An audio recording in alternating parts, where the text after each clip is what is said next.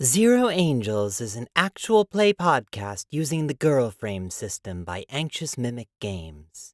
This show is intended for adult audiences and will cover subject matter that may be disturbing or triggering to some listeners. If you haven't already, consider listening back to our kink and safety conversation in episode 0 to see if our show might be something you enjoy. This episode in particular will feature the following: gun violence, gore, consensual sex. Timestamps for these can be found in the description. Listener discretion is advised. The camera fades in, looking down at Eurydice, lying in its bed, eyes open, staring up at the ceiling. As the camera resolves, a title card appears at the bottom of the screen. February 4th, 2235. Foundation Intercept Base NW12. Eurydice, you can't sleep. Can you tell us why? What's keeping you up today? Well, I haven't seen Cass since she walked away after the mission. I have no idea what happened, and that's kind of freaking me out. You feel the need to get up, I think. You're feeling restless. Maybe it would help to take a walk. Maybe just go around the base. Maybe you could find Cass. Get up, reach for the door. The door doesn't open. Shit. There's a small screen next to your doors, a kind of comm device. And right now it's flashing red, and the word lockdown appears. Shit.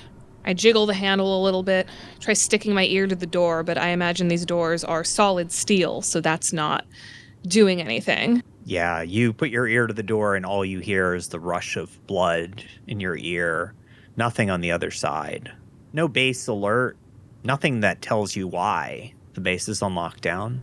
What are you going to do now? Doesn't look like you'll be leaving for a little while. I lean against the cold metal door and slide down to the floor. As you slide down to the floor, you notice something under your bed. Something sticking out that you hadn't seen before. It looks like a small black hair tie. I'm gonna grab the hair tie, stretch it out a little bit. Where's this hair tie from? As you stretch out the hair tie, you notice a little bit of yellow hair sticking to it. And you know who this belonged to. Yep.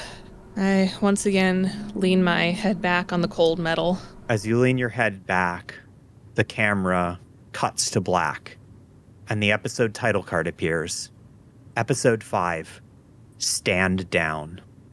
This is the 92nd Pilot Cadre of the Foundation, stationed in the North American constituent state's Northwestern Territory. Led by their handler, Colonel Talia Williams, they are responsible for the defense of Sector 12 and the complete elimination of the Gorgon threat on Earth. And a voice cuts through the silence. Excellent work, pilots. Return to base. I'll have conversations with some of you when you get back. Wow, everybody, what a battle that was. It was so messy. And we see, in almost the style of like a Metal Gear Solid codec, an image pop up on the screen of Blondie in her cockpit. Another face pops up next to hers. It's a woman with a severe expression on her face. She has dark skin, and she has hair that's dyed a dark purple. And underneath her, the name Peregrine appears. I mean, we did our job. That's what we're here for. You did well, as usual. She smiles ever so slightly at Blondie. Blondie smiles. She is a radiant young woman with bright, long, blonde hair, big blue eyes. She smiles and blushes a little at Peregrine's praise, and she shifts in her seat, in her cockpit a little bit, her expansive bosom like shaking a little bit as she does so. Well, I have to say, You also were really great out there. That punch you got in right before I did the kill was amazing. I mean, like I said, just doing my job. Just gotta get in there and keep your head every now and then. She smiles again. And Handler, I'd like to mark the cool under pressure identity for some heat, if you don't mind. Yeah, go for it. Take some heat. I'm going to take 3 heat. Yeah. And Glass, honey, how are you? I thought you did really good in that fight. Another woman appears on screen. Someone with stark white hair, a quite small frame, and a prosthetic arm with the name Glass underneath. Yeah, I'm holding it together. We did great. Everything's great. Hey, Blondie, you still good to hang out when we get back to base? Absolutely. I cleared out my schedule just for you, my love. Thank you. Whew. I don't think that either of them notice it, but Peregrine rolls her eyes very quickly at that comment. You two wanna save it for a private channel, maybe? Sorry. Kidding. It's fine. Great work out there, by the way. You, as always, save our asses. Like I said, just doing our jobs out there. That's all there is to it. Yeah, well, hopefully one day I'll be able to do my job again. Yeah. I agree. I think as long as we all work together and communicate, we're gonna keep really saving the world and stopping all these big old mean Gorgons. And Irish, I know you tried really hard out there. We all have rough days. And now Irish comes in, and she is a grumpy-looking, pale, small build woman with long red hair. Yeah, that's easy for you to say what a great fight this was. That, I don't know, guys, this was a really hard fight. That guy fought dirty. I mean... Hey, are you okay? It had you in its grasp. No, did anything get voided or anything? Oh gosh, no, nothing like that, thank goodness. You guys got me out of there, like, lickety-split, so thanks so much for that. Oh, but that guy was a fucker, man, like... I mean, you know what they say, anyone you can walk away from, right, Glass? Yep. Just keep on living. The engineers are gonna be so mad at me, though. I just got these fixed. I just got my cannons fixed, man. Hold on. I gotta run a diagnostic real quick. I'm going calm silent for a minute. And you see Peregrine's face kind of blink out. When you mention voided, Blondie winces and stays quiet on the line. Yeah, guys, the handler, they're gonna be... man, handler's gonna be mad at me again. Well, you'll be fine. I mean, yeah, she'll do something, but it could be much worse. No, Handler's just gonna slap us on the wrist. As you hear this new voice, you see another woman's face on the comms. She has sort of light brown, tan skin. Her hair is dyed this light teal color. She has a grin on her face, and the name Pinup is underneath her face on the comms.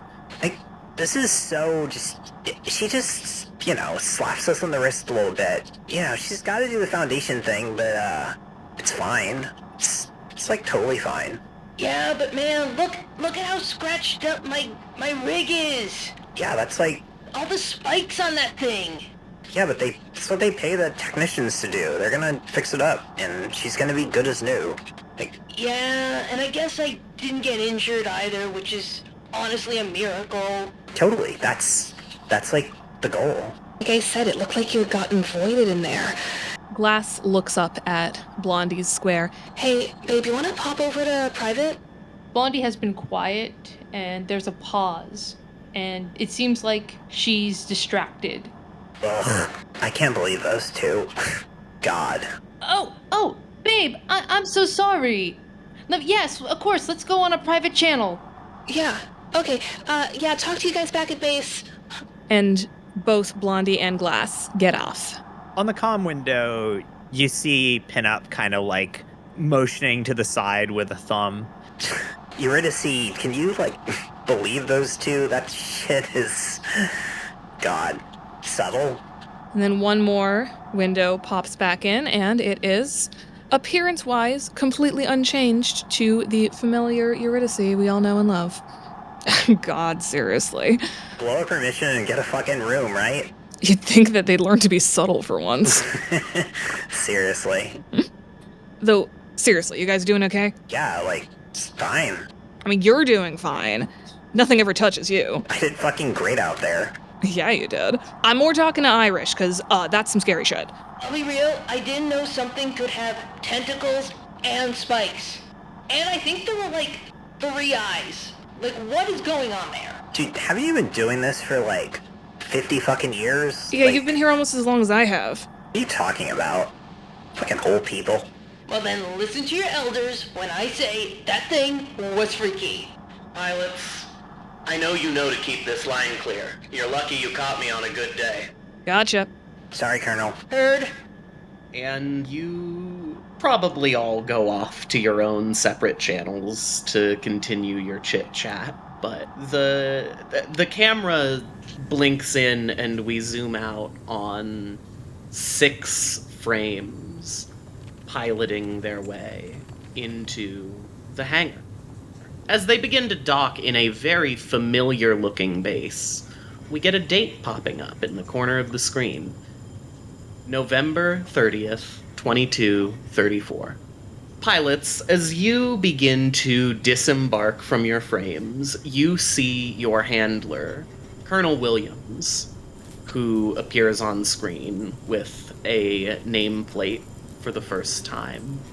You descend the walkways and line up in front of her, as per usual.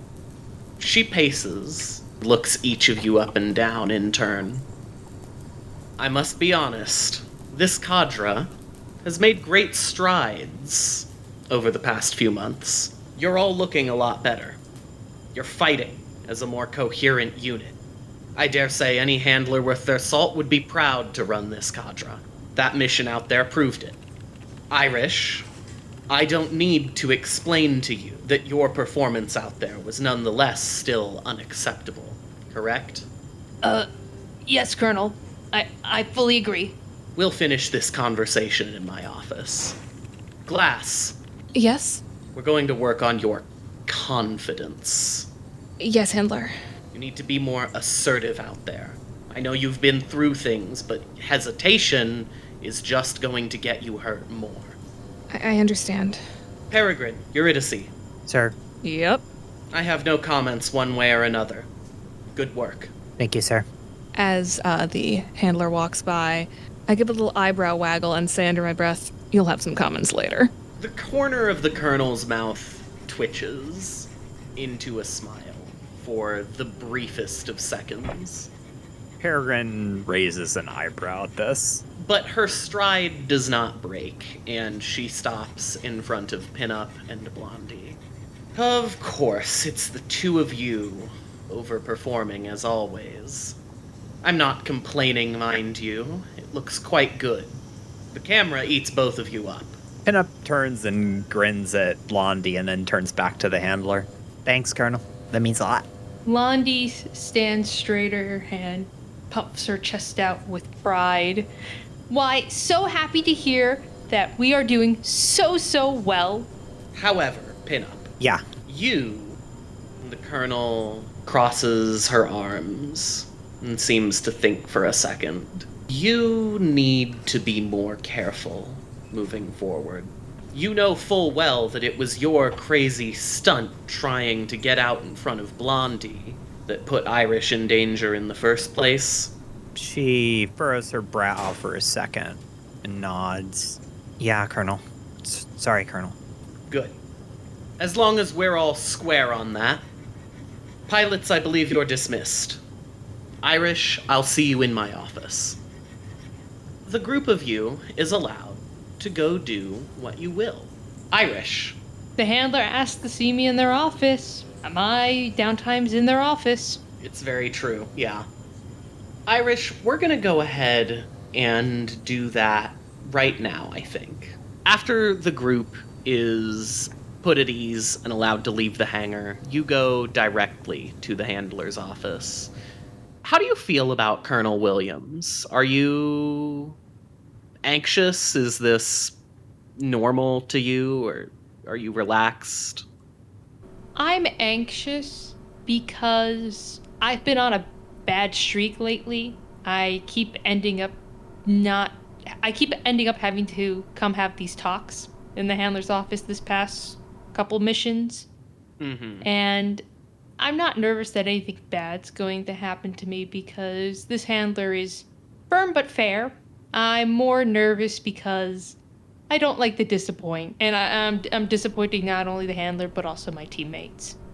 You're let in when the handler comes up to the office shortly after you. Pilot, she unlocks and opens the door and waits for you to step inside. I take a deep breath and I walk in and I give the colonel a little salute and a professional nod. The colonel steps inside after you and takes a seat at her desk. At ease, Pilot. Have a seat. We recognize a very similarly structured room to the office of one Mira Voss. Irish takes the seat and sits with good posture, but still comfortably. The colonel is quiet for a moment. Doesn't seem to be paying you much mind. Seems to be reading over some files on her computer.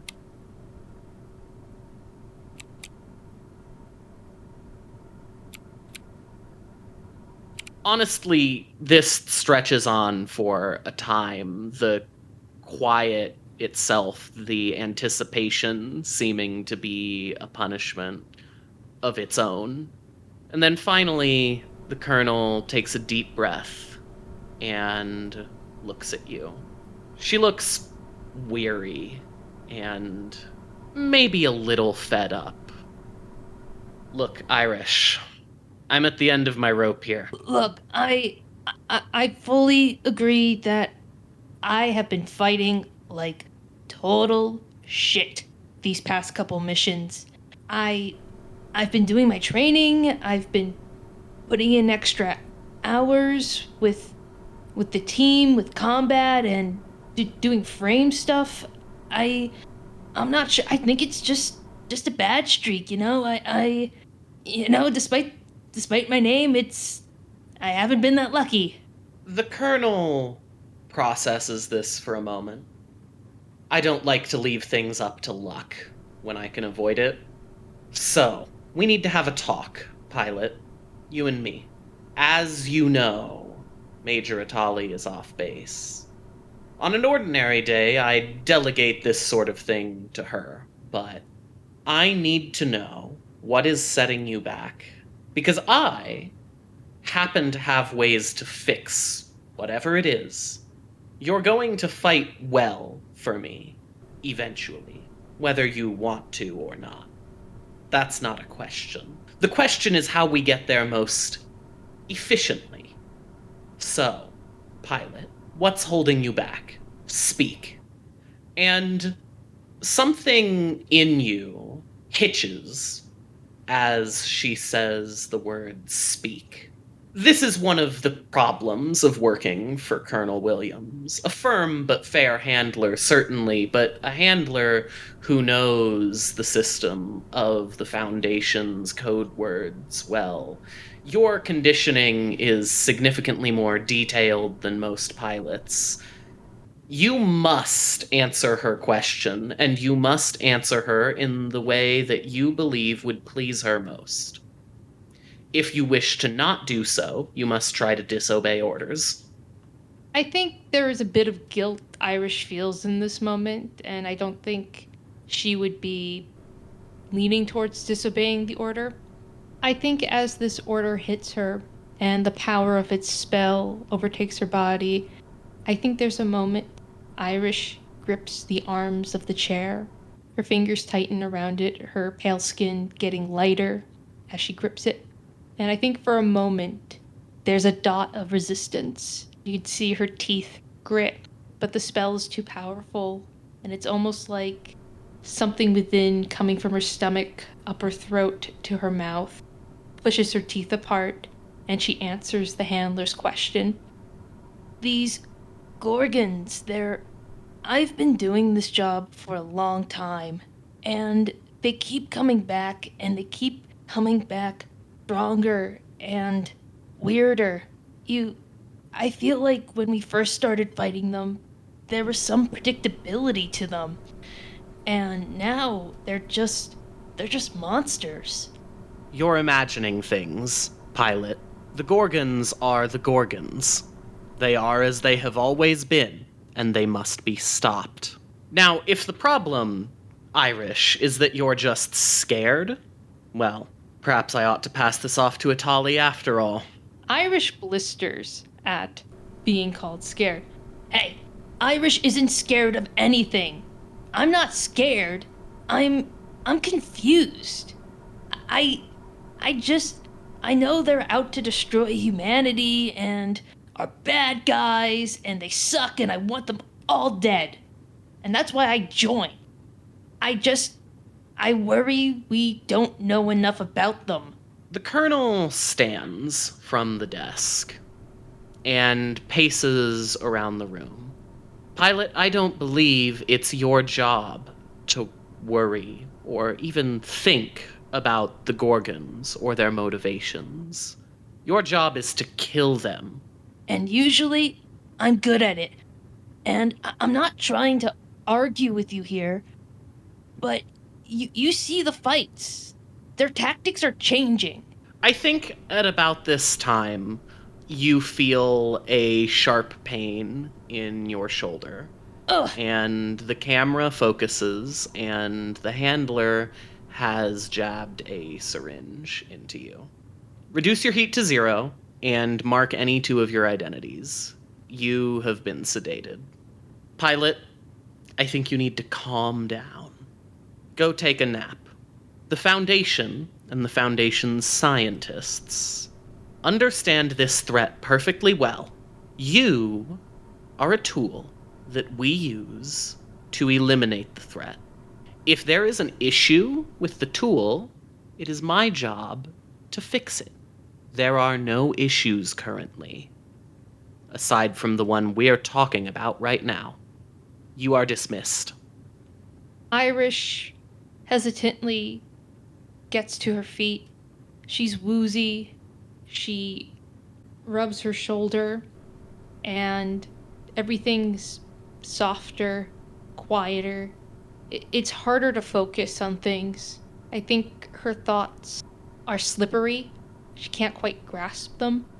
She doesn't feel worried or anxious or angry anymore.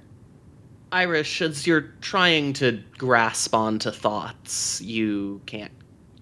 It's not possible. You're out of the handler's office before you even can really get a grasp of what's going on. And that is where that scene is going to end. Next, I think it was Blondie and Glass were going to go off to do something. Yeah, what I was thinking is like they meet up in Glass's room a little bit and then they're going to go off and have like a fun time someplace else. Hell yeah. Why don't we go ahead and do that scene next? So I'm picturing Blondie and Glass are in Glass's room. Blondie's already changed into her civilian clothes. I think she's wearing a flirty jean skirt, and she's wearing a tank top with her military jacket on top, and she has her hair in a high ponytail. And the tank top's low, so she's showing some very impressive cleavage. And I was gonna say, I think she's helping Glass get ready. Like, maybe she's brushing Glass's hair. Yeah, so Glass is sitting on her bed, holding what looks like a little white rat in her, holding the rat in her cybernetic arm and petting it with her flesh arm. And Glass's hair is undone and it is stark white. It's fairly long and as white as snow. As Blondie brushes her hair, Glass sighs a little. God, I miss my old hair color. I know it was just like a normal brown, but it's like every time I look in the mirror, I'm reminded of the accident. maybe we can use our next permissions to get you some hair dye. I know I used one permission to get some new makeup, and it was so nice. It's not the same. Like, it's one thing to, dye your hair fun colors because it's fun. I mean, Pinup dyes its hair like every other week because it's so much fun. But, like, I don't know. Like, that's a choice. I don't have a choice. Oh, I'm so sorry to hear that, babe. I know this has been really hard on you, but look at all the great strides you've made. I know. Glass stops petting her little rat. The rat's name is Cheesecake, by the way. And reaches up and touches Blondie's hair. Hope you never have to be injected with the kind of stuff they put in people they're putting back together. Your hair's so beautiful. Blondie puts down the brush and she takes her free hand and she leans her head to the side and puts her hair that's in the ponytail like over Glass's head so it looks like Glass has the blonde hair. I don't know. I think you'd look pretty good as a blonde. I don't think blonde's right for me. Though, I mean, I guess we could take advantage of this and do some fun colors. I mean, white is the easiest to dye. Before I joined, my little sister and I, we would do our hair all kinds of crazy colors. Do you know, for like 3 months, I was a seafoam green. Really? Huh. Kind of works with your eyes. It was supposed to be blue. It was a mess, but oh boy, it was fun. Yeah, I can see that. Okay, if I was to do a fun color, what do you want to see on me? Blondie puts her hands in your hair and she ruffles it around a bit playfully. And then her hands go down to your cheeks. And then they go down to your shoulders. And she's rubbing your shoulders a little bit. Well, of course I'm biased to blonde. But I have to say, her hands float a little bit towards your collarbone before they go back up to your cheeks.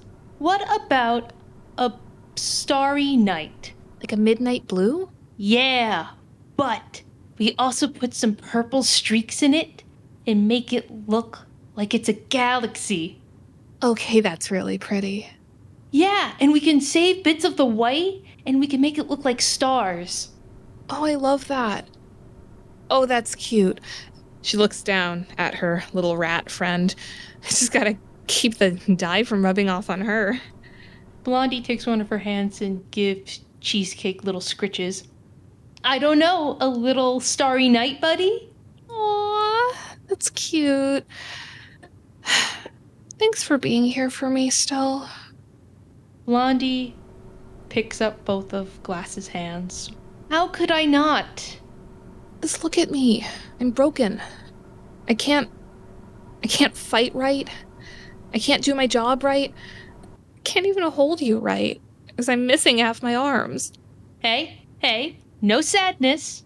Not before our fun date. And Blondie puts a lock of hair behind Glass's ear.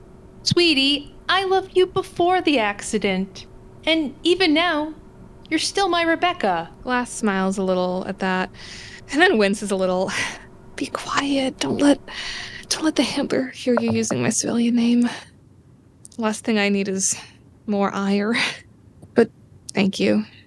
Oh, I don't know. We've been pretty loud in these rooms before, and we haven't seemed to bother anyone. And Blondie gets a little closer to your face, like flirtatiously. Unless you're thinking maybe we should bail on this date and see how loud we can get before someone sneaks in and Blondie starts tickling you a little bit. As much as I would love that. Maybe we can do it a little later? I might be missing some fingers, but I've still got my tongue. Blondie smiles mischievously. And I plan on putting that tongue to very good use. With that, I want you to tell me where they go on their date and whether they have fun. For reference, in the area, there are 2 places that you could feasibly go. There's the city of Northport, which is right across the water from you, and there's the town of Port Clemens, which is on the north of the island. I think we're going to the closer city. I think we start having a lot of fun, but as the day goes on, Glass gets more and more tired, needs to sit more and more, and, well, Blondie, what's the vibe when it comes to that? I think Blondie has been very patient with Glass. I think at the beginning, Blondie was more patient, but the longer this has been going on and the longer Glass's recovery has taken, Blondie has grown a bit frustrated with having to take so many breaks and having so many breaks in their fun, especially with such little downtime that they get. And Blondie's someone that's full of a lot of energy. But I think she's also very good at hiding it.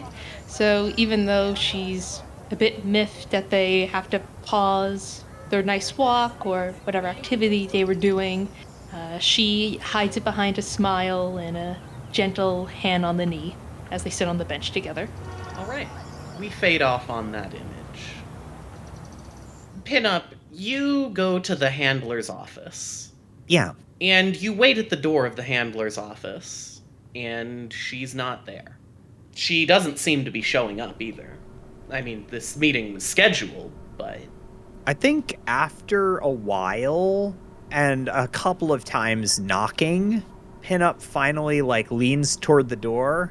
Colonel, God, fucking hope you're dressed. And she tries the door handle. The door opens. The Colonel is, in fact, not in her office. Pinup walks in, leaving the door open, and just kind of looks around. Colonel, God, I told her I wanted to talk to her, and she just fucked off. Fine, I guess.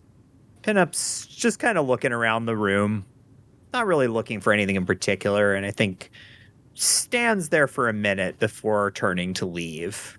You turn to leave, and I think you see one of the engineers standing at the door. Hey, shit, sorry. Yeah, I was looking to talk to the CO and, yeah, the door was fucking open, man. Oh. He rubs the back of his neck a little bit. Yeah, handler's in the frame bay. Ugh, God. Man, she could have said something.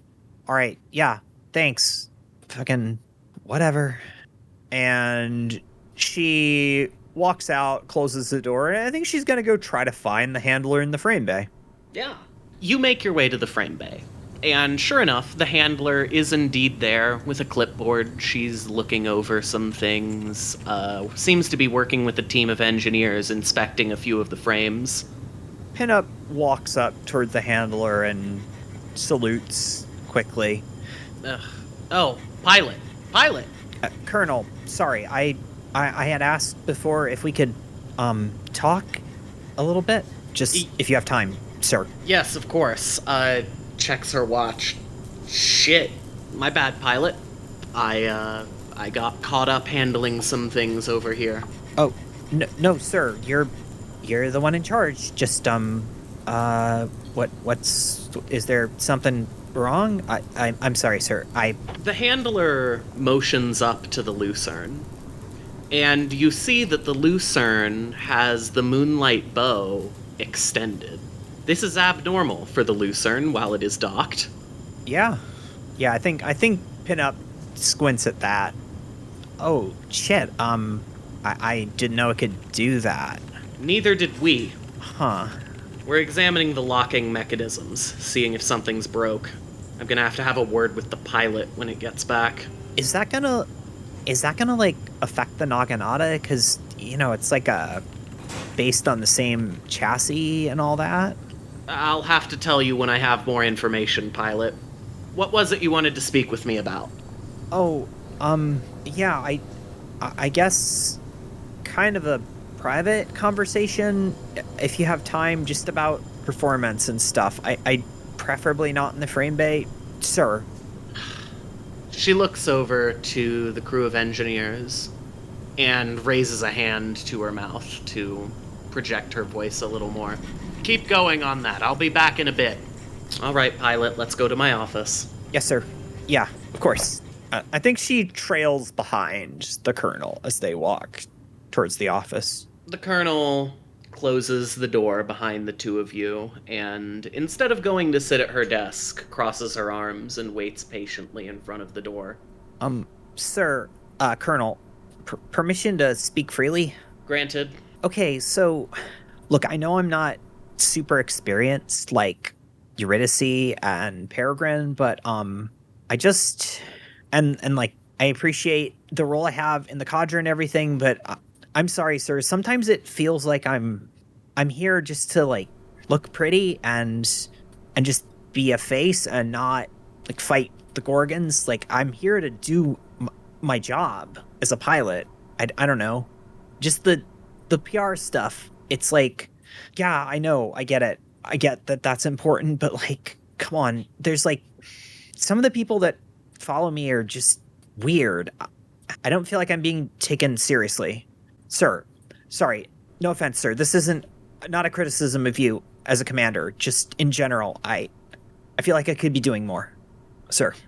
The colonel waits patiently for you to get all of that out. As Pinup finishes, she stands up straighter. She stands at ease, so she has her hands locked behind her back and her legs shoulder width apart. Pilot, your skills have never been called into question. I understand that PR work is not necessarily what you signed up to do. But Pilot, it's where you're most useful. You have an impressive sense of style. As you say that, I think you see a couple of conflicting emotions on Pinup's face. I think on the one hand, she looks a little smug at that comment, but also you see her face drop a little bit. And then she evens her expression and stands up straighter. You need to understand that it's only the best of the best that we assign to these sorts of tasks. Yes, sir. You would not be where you are if you had not earned your position. Yes, sir. I understand, sir. However, your concern has been noted. During your next mission, I will be on the lookout for opportunities for you to get your hands a little dirtier. At that, Pinup starts to smile and then very quickly, like, snaps back to a neutral expression. Thank you, sir. I appreciate that. You and Blondie are no fun for the viewers if you don't give it a run for its money every once in a while, after all. This time, the smile doesn't quite fade away after she grins and she nods. Thank you, sir. I appreciate the opportunity. Now then, I need to finish my examinations of the Lucerne. Whether or not it's going to be a problem that affects the Naginata as well is a large concern of mine. Yes, sir. You're dismissed. And she gets out of the way. Pinup very quickly salutes, nods to the colonel, and then walks off into the hallway. Eurydice, as the colonel is walking back to the frame bay, you pass by each other in the hallway. There is no one around, necessarily. Colonel, Pilot, you're looking kind of tense. Want to go back to your office? the colonel seems to think on this for a moment, looks down the hallway towards the frame bay, and then reaches up and presses a button on an earpiece that she's wearing. Unexpected difficulties, engineers. I'll be there in 10 more minutes. And then the colonel walks to her office. I know you couldn't resist. Yeah, we enter the office. Eurydice, you are pinned against the wall fairly quickly. The colonel does not have the time for pleasantries about this. It is going to happen, and it is going to happen now. What's your sex play? Oh, by the way, Eurydice's a stone top. She pleasures, she doesn't get pleasured. Okay. But you can obviously still play that with, the handler being the one in charge about it. Yes, of course.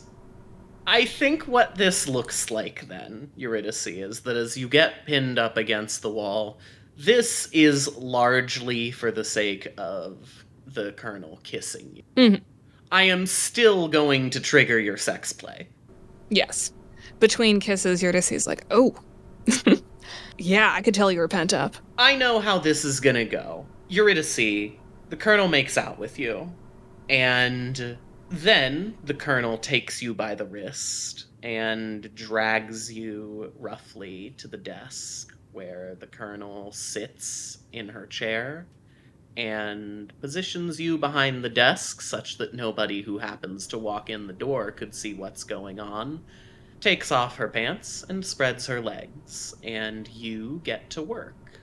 I'm going to trigger the colonel's sex play first. When you have sex with a girl, ask it whether it thinks this is really sex. It's a yes or no question. Yes. Yes, Eurydice does. Okay. Then the colonel gets to install a new conditioning phrase in you. I don't have to tell you what it is. Okay. But over the course of this process, the colonel changes your mind somehow.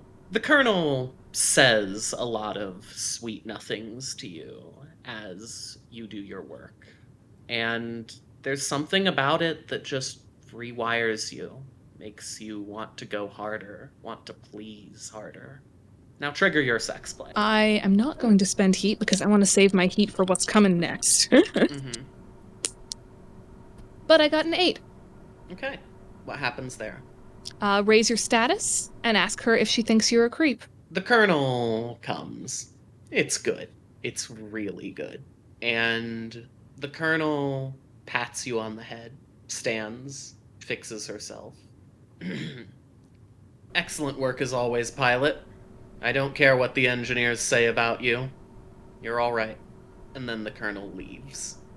The colonel stops on the way out the door, actually, and turns, and Eurydice, as you're about to get up to leave yourself, the colonel says, "Sit." Eurydice, you have to stay there. You have to stay there. There is nothing you can do about it, unless you would like to attempt to disobey orders. No, I'm just gonna listen. Okay. Eurydice, you are there kneeling next to the colonel's chair for a couple of hours until eventually she comes back and you do it all over again.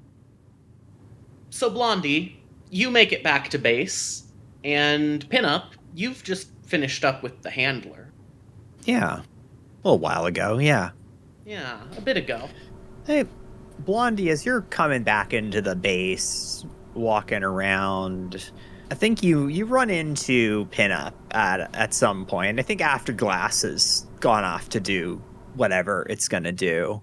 And she looks you up and down, her arms are crossed, and she's sort of smiling at you, sort of a smirk. Hey, Ace, you have fun out there? Why, hello there, Wing. Why, yes, I did. Me and my girlfriend, we had a wonderful time out. How'd you spend your downtime today? She walks up to you, and she puts her arm next to you. You're up against the wall, and she kind of sticks her arm out and looks you in the eyes. Yeah, I had a little talk with the handler, and you and I, she grins, we might get a chance to show off a little bit next time we go out. You like that? I mean, I don't know about you, but I don't need someone to make a scene for me to have to show off. I get to show off all on my own. Yeah, well, let's see how long you stay the ace. She leans in a little closer and smiles a little broader and bites her lip. And I'm going to make the flirt play. And I'm going to do it because I have to, using 5 heat. Give me a second to roll. All right, that's a 5 plus 5. That is a 10. Ooh. On an 8 to 10, it's easy. I can unmark 2 of my identities. I don't think Pinup has any marked. She does not. And then I get to ask you one. Pinup leans in closer. She leans in next to your cheek so that her lips are almost touching your ear. And she drops her voice. Hey, Ace, who do you want me to be out there anyway? What do you want? What do you really want? Blondie feels a shiver go down her. this is a little dangerous and also a little exciting. Pinup, when you're out there kicking ass, I want you to be as hot and as sexy as you possibly can. As long as I'm in first place. She leans in and she very carefully bites the bottom of your earlobe and then immediately pulls back, puts her hand on your cheek and grins at you. Yeah, I don't think that's gonna work for me, Ace. Oh, but it takes so much work for you to stay in second place. Yeah, we'll see. We'll see what happens when we're out there again. She pats you on the cheek and draws her hand away and then turns to walk off. When Blondie sees that you can't see her, she gives you the middle finger to the back of you.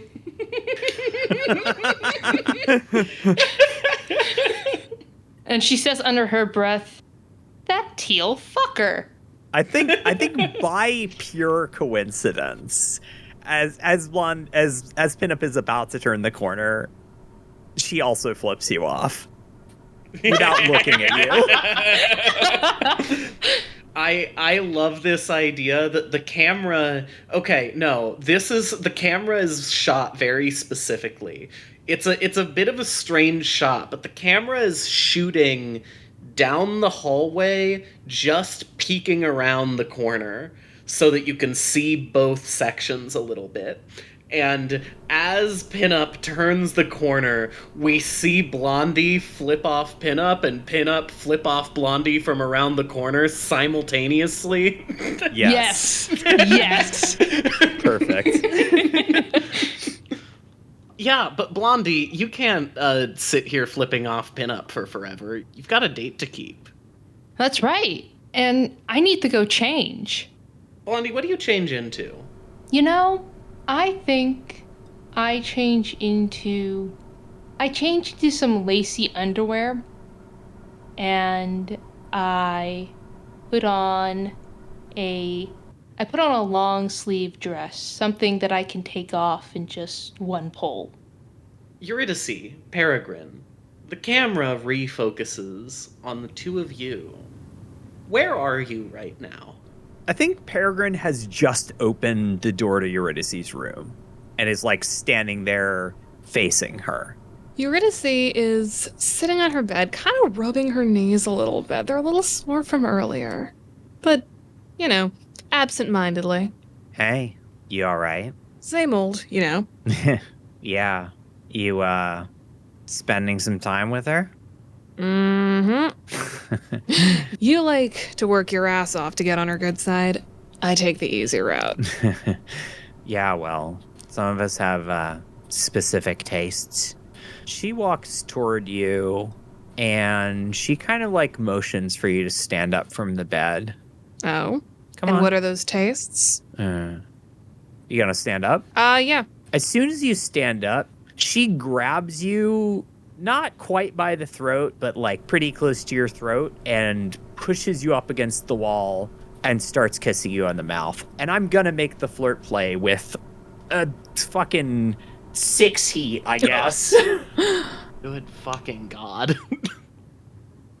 All right, so I rolled a 7 plus 6, so that's a 13.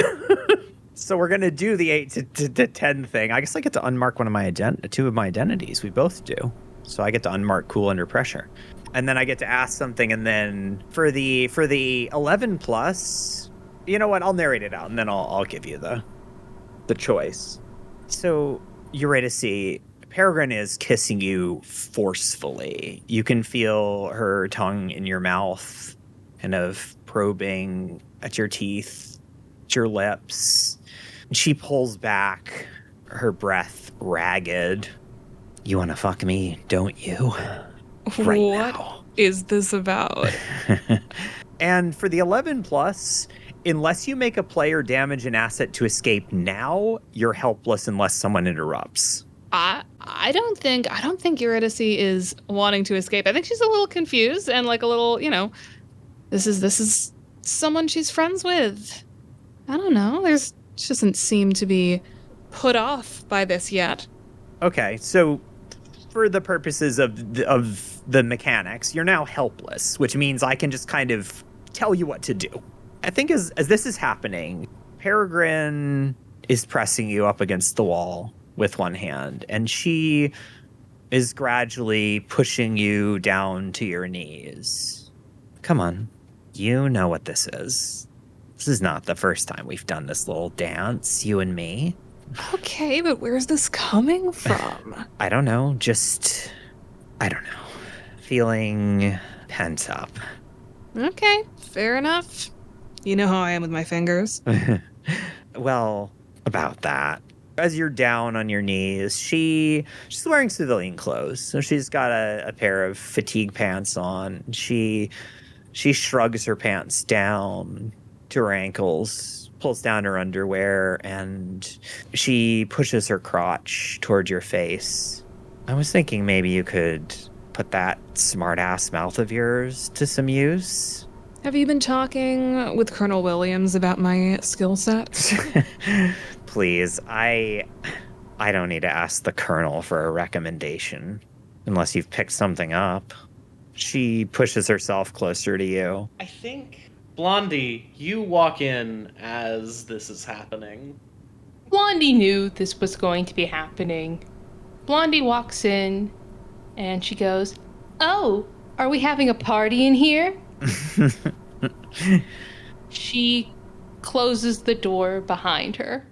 Peregrine looks over her shoulder and, does the come here motion to Blondie. Blondie slowly walks over, walking in a way that accentuates her hips and makes her chest look really, really good. It already does, but this tight dress and this kind of slow, voluptuous walk it's adding some stuff. Come here. I'm here. As you get closer, Peregrine reaches out and she reaches out and grabs you behind the head in a way that's a lot gentler than the way that she shoved Eurydice before, and she leans in and kisses you on the lips very slowly. And as she breaks the kiss, she looks down at Eurydice. I didn't tell you to stop yet. Who said my tongue wasn't exhausted? Okay. Fingers, then, if you're gonna be a baby about it. She smiles as she says this, and her tone is not harsh. Eurydice does switch to fingers. She's pushing harder and harder and turns to Blondie and says, "Hey, was this planned?" Does it matter? She pulls Blondie in closer, and she reaches down between Blondie's legs and just kind of rubs against her crotch through her pants. What would you like me to do to you? I don't know. I'm kind of I'm feeling in a generous mood.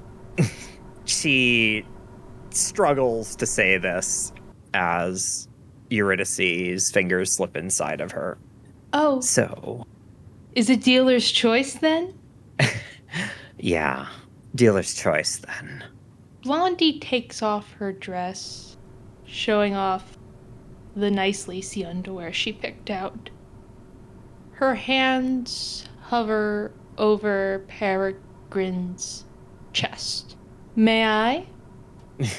Yeah, obviously. Is Peregrine wearing a button-up? You know what? For the purposes of making this scene hotter, yes. Blondie slowly starts unbuttoning the buttons of Peregrine's shirt. As this is happening, Peregrine leans in again, and she pulls you in close and kisses your neck a couple of times, moving up towards your ear. Does Glass know you're here? What she doesn't know won't hurt her. Oh yeah, I completely agree. And at that, she leans in and kisses you on the lips again. Blondie kisses her back, and while doing so, peels off Peregrine's shirt, and her hands go for Peregrine's breasts. God, you're fucking beautiful. I know. I really am. God, you're so humble about it, too. Now, you have quite the body here as well. And as she says that, she cups Peregrine's breasts, her thumbs running over Peregrine's nipples. Is Blondie not... Has she taken off her dress? Blondie's taken off her dress. She's still in her underwear, like the bra and panties. Yeah, I think at that comment, Peregrine's fingers go under the underwear and up inside of you, sort of lightly touching your clit and sliding inside. And I don't know, I think now might be a good time to roll with sex plays for all three of us. I, once again, got another 8. Dope. I'm gonna roll mine, which is the same as yours. I got an 8 as well. I got a 7. On a 7 or less, you fall asleep afterwards, sweaty and tired. They take the opportunity to take something from you, make a play, or punish you without fear or appraisal. Yeesh! Okay, do either of you think that Peregrine is a creep? Yes. Eurydice Yes. doesn't. So, if you think I'm a creep, you can give me a tag. I think she thinks you're a creep, but she's into it. What tag are you giving me? And does she think the same for Eurydice? Yeah. Let me think for a moment. Greedy. Greedy. Peregrine is love that. greedy. Ooh, yes. Greedy. Fuck yeah. All right. And I guess same question for Eurydice, if you think that it's a creep. You know, I think in this instance, yes. But again, Okay. she's into it. You can give it a tag. Yeah, so Peregrine's greedy. Eurydice? Dirty. Eurydice does not think Peregrine is a creep. Hell yeah. They are the same, basically the same age, and they've done this shit before. While those two are making out, Eurydice stops the fingering for a second. Mm-hmm. Hey, Peregrine. Yeah. I've been on the floor a lot today. I'm kind of fucking sick of it. She's gonna stand up and basically sink her fingernails into Peregrine's shoulders. I want to do a put someone beneath you play. Oh, hell yeah. Specifically to flip Peregrine on her back onto the bed. Yeah, go for it. Spend heat and roll. And I'm going to spend 1 heat on this one. Okay. Oh, I did not need to do that. I got a fucking 12. Okay. Okay, so you get to choose one from the above and one from the below. For the below, I'm physically flipping her over onto the bed with my fingernails dug into her shoulders. You also pick one of my tags, which I cannot reject unless you allow me to. Make it greedy. You're greedy. Fuck yeah. And what are you going to do from the 8 to 10 list? Yeah, hold on 1 second. Okay, so you flipped her onto the bed. She is now, like, I think you're physically on top of her. Yeah. And I'm digging those nails in. I'm scratching them down. As much as you try to be on top, as much as you try to be the best, you have not mastered the art of going behind people's backs. You can't do this the old-fashioned way here. And you know that as much as I do. I'm giving her desperate. Desperate. Ooh, God. As you say this, I think you notice a change in Peregrine's face. Like, she frowns at you, and then as you push her down, she stiffens up, and she puts out a hand and tries to sit up. Are you gonna let her, or are you gonna try to stop her? No, I'm pushing her back down. And as I push her back down, other hand back to the pussy. She reaches down to her waist, and she pulls out a knife. She has a combat knife, which is one of her assets, and she holds it to your throat. Oh, okay. We're fucking done here. Shit, fuck. I thought we were having fun. I was. Blondie steps in, still in her underwear, and I think only halfway to getting climax. She's like, so her cheeks are flushed, her hair's a mess. She goes, okay, we're all friends here. Yeah, friends. She pushes up past Eurydice and stands up, puts the knife away, and starts to pull up her pants. Yeah, this was great. I'm gonna go hit the rack. You two do whatever the fuck you want. And she's just gonna walk out of the room. Blondie turns to Eurydice. Is this like a thing between you guys? Not really? Fuck, how did I fuck that up? I don't know, she was having fun shoving me to the floor. I thought she'd have fun being shoved to the floor too, you know? Oh, I thought... Blondie looks to the door, then back at Eurydice. I thought you guys did this a lot. We do. Shit, I must have struck a nerve or something. You want to be shoved to the floor? Blondie considers that for a moment. Will you do it a little bit more gently? Deal. Oh, and on the bed. I can't bruise my skin. I have a photo shoot tomorrow. Ugh. Of course, the princess. Yep. Take a seat. You're so lucky. I have to do all these extra jobs. And it's never for anyone hot. It's all these middle-aged women. Eurydice fucking scoffs at that. Not that middle-aged women can't be hot. I've seen quite a few. So, you're out here insulting the middle-aged women out here as you're about to get fingered by one? Yes, but look at me. And Blondie does like a little shimmy, making her very ginormous rack jiggle. You're not the only one with a massive rack here. Eurydice pulls down her tank top a little bit. Blondie looks at you, impressed. You know, that came out all wrong. Can I retry that? Oh yes, Little Miss, perfect for the cameras, needs to have her second take. Hey, sometimes it takes a third take, a fourth take. It's hard looking good sometimes. No, I get it. There's a reason why I stay the fuck away from all of that. I know how to fawn, but I fawn behind the scenes. I do not care for the fickle civilians. You know, I don't blame you. I think Blondie actually goes and sits on the bed, and her face is kind of taken on for you, Eurydice, you don't usually see a pensive look on Blondie. You usually see her kind of with that cheerleader face, all smiley and happy and positive. And I think seeing her here, almost naked, hair a mess, it's a messy side of her that I don't think you've seen before. I mean, I understand why they need me to do it. Take the photos, go to the fan meetings, do the private fan events. Eurydice winces a little bit at that, because she knows what happens there. And she knows oftentimes those are older men. Blondie looks at you.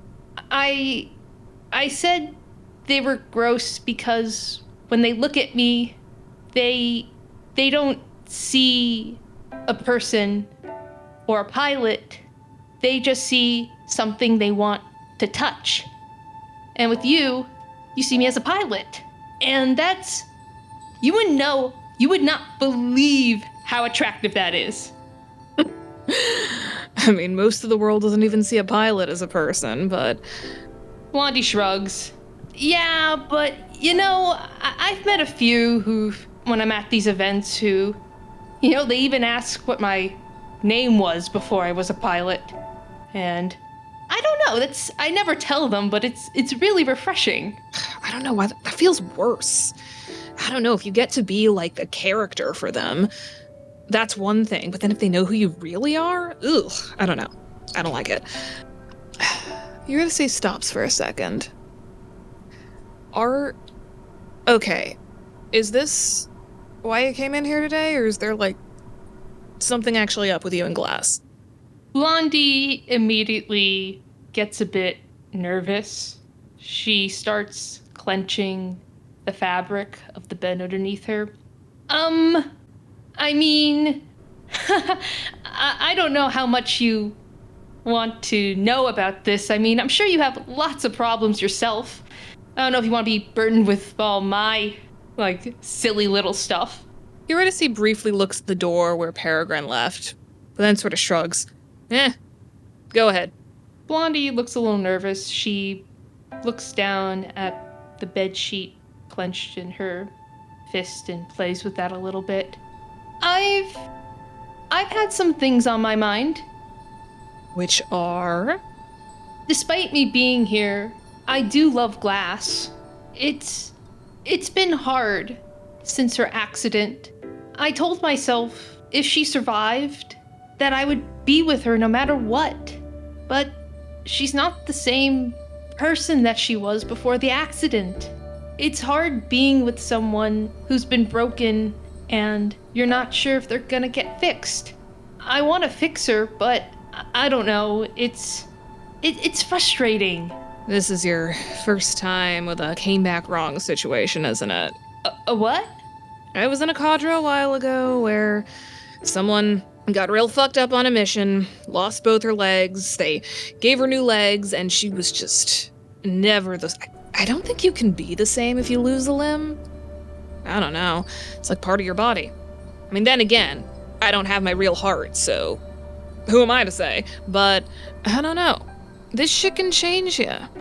And I don't know, maybe you guys have to actually talk about this?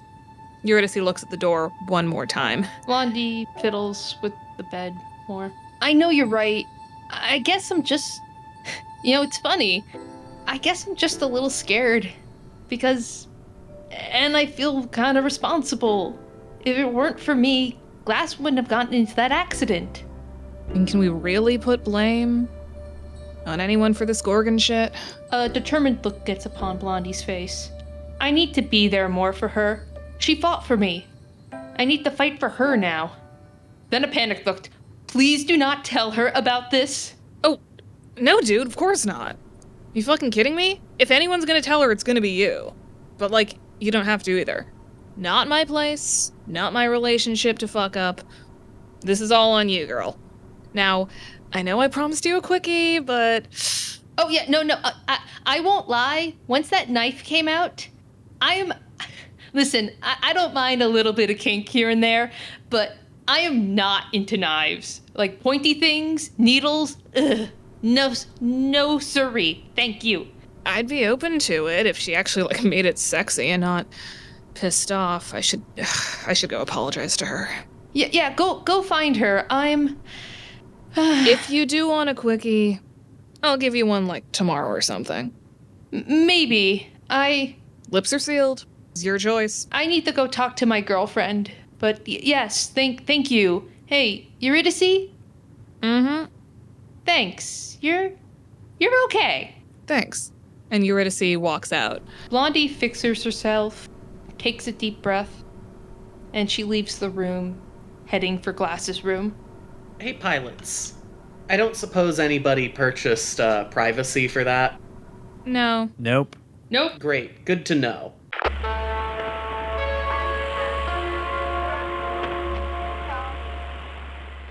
In the year 2035, in a world just slightly to the left of our own, the coastal city of Myburn, South Carolina is celebrating its restoration under the careful hand of tech billionaire Thaddeus Bright with a week-long celebration known as WonderCon. When a mysterious fog descends upon the town and monsters start appearing, it's up to Charlie, a social worker and Rift of the Hunter, Van Helsing. He's never been a person, so he doesn't know what it's like. He doesn't know what it means. He doesn't know how easy it is to hurt people. I don't suppose there's any chance you'll just forget about Anders, is there? Not one in hell, old man. That's why you're a good person, Charlie. Yeah, and why I'm a bad monster hunter. I'm just gonna turn the car around. Carl, a homeless advocate and Rift of Prometheus, the Firebringer.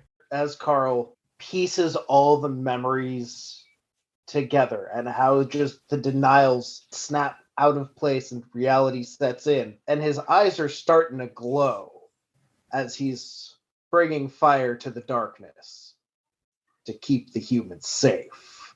And Anders, the cursed playwright who embodies the mythos of Hastur. And I want to whisper for all of these people to defy the fear that they feel right now and swarm the man with the gun.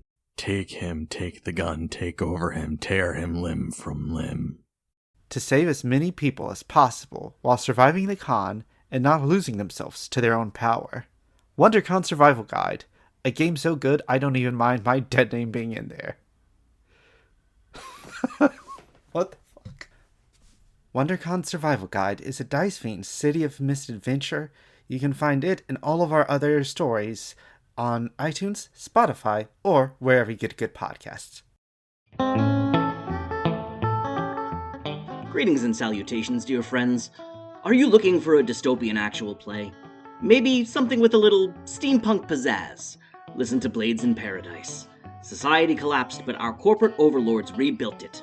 In this Blades in the Dark actual play, you'll join the Express Service Parcel Network, or ESPN, as they seek to find out if paradise is really heaven on earth, or if there's something darker underneath the surface. Available now wherever you find your favorite podcasts.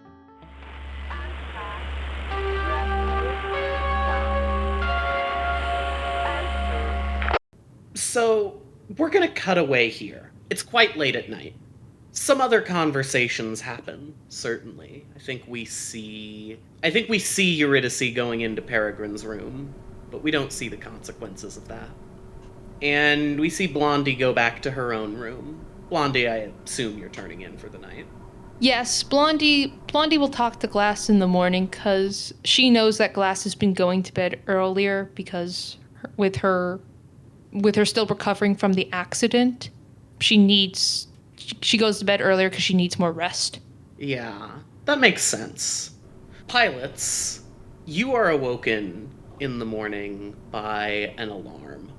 There is another Gorgon already. I assume you all hurry to the frame bay, naturally. Of course. Yeah, definitely. Absolutely. You all load up into your frames and get ready to go. Once more, a squad of 6 getting ready to go out. We know the Lucerne. Why don't we go down the line and have a quick, brief description of all of the other pilots' frames? Let's start, though, with Blondie. How is the Lucerne different from how we know it? My Lucerne has yellow accents, matching my beautiful golden hair. What about Pinup? What frame is Pinup piloting?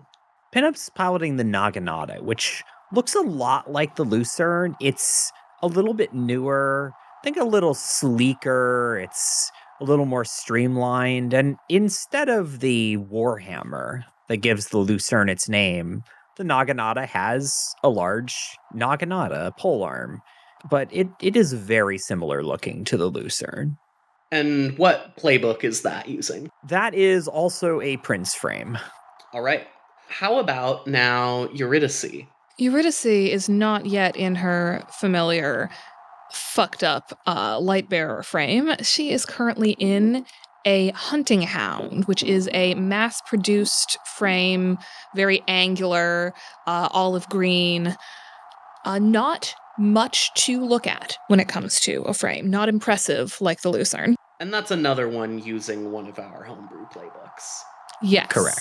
Peregrine. Peregrine is in a frame called the Wraith, which is using the Oracle playbook, which is one of the ones that we've made up. It's another frame that looks, I think, somewhat similar to the Lucerne, but it's a little more angular. It looks a little more functional. It's a dark gray, and it doesn't have as human a face. It's looks more like a machine. And critically, it's holding a large, long-range kinetic rifle. Glass? Glass is in a Doctor, much like the one we know from Cass. It's large, square, very, very vehicle-looking rather than creature-looking. All right. And lastly, Irish. Irish is in the hunting hound. It's an older frame, it's angular, it's chunky, but it's sturdy, and it has a proven track record of being being a pretty reliable frame, and it has some really cool reactive kinetic armor, and it has a enhanced fusion reactor. Oh, hell yeah. Okay, yeah. And these two hunting hounds that we have are different models that are just using the same playbook, correct? Yeah, they are. They look slightly different. Same vibes, though. Okay. Blondie, let's talk for a second. Sounds good. You noticed when you boarded up in the Lucerne that she had her bow extended. I wince when I see that because I had not had the bow extended when I had landed. When you, Blondie, start the power-up sequence for the Lucerne, you get a private radio call from Colonel Williams. Blondie, report. Reporting in. Hello, Colonel. How can I help you? What happened with the moonlight bow while you were away? Blondie's eyes widen, but she answers back quickly. Nothing that I can recall. It was used in battle, though, so maybe something happened to it that wasn't apparent when we were in combat? Our engineers couldn't find any mechanical failures. We're going to need to submit the Lucerne for a full inspection when you return. If you're hiding anything...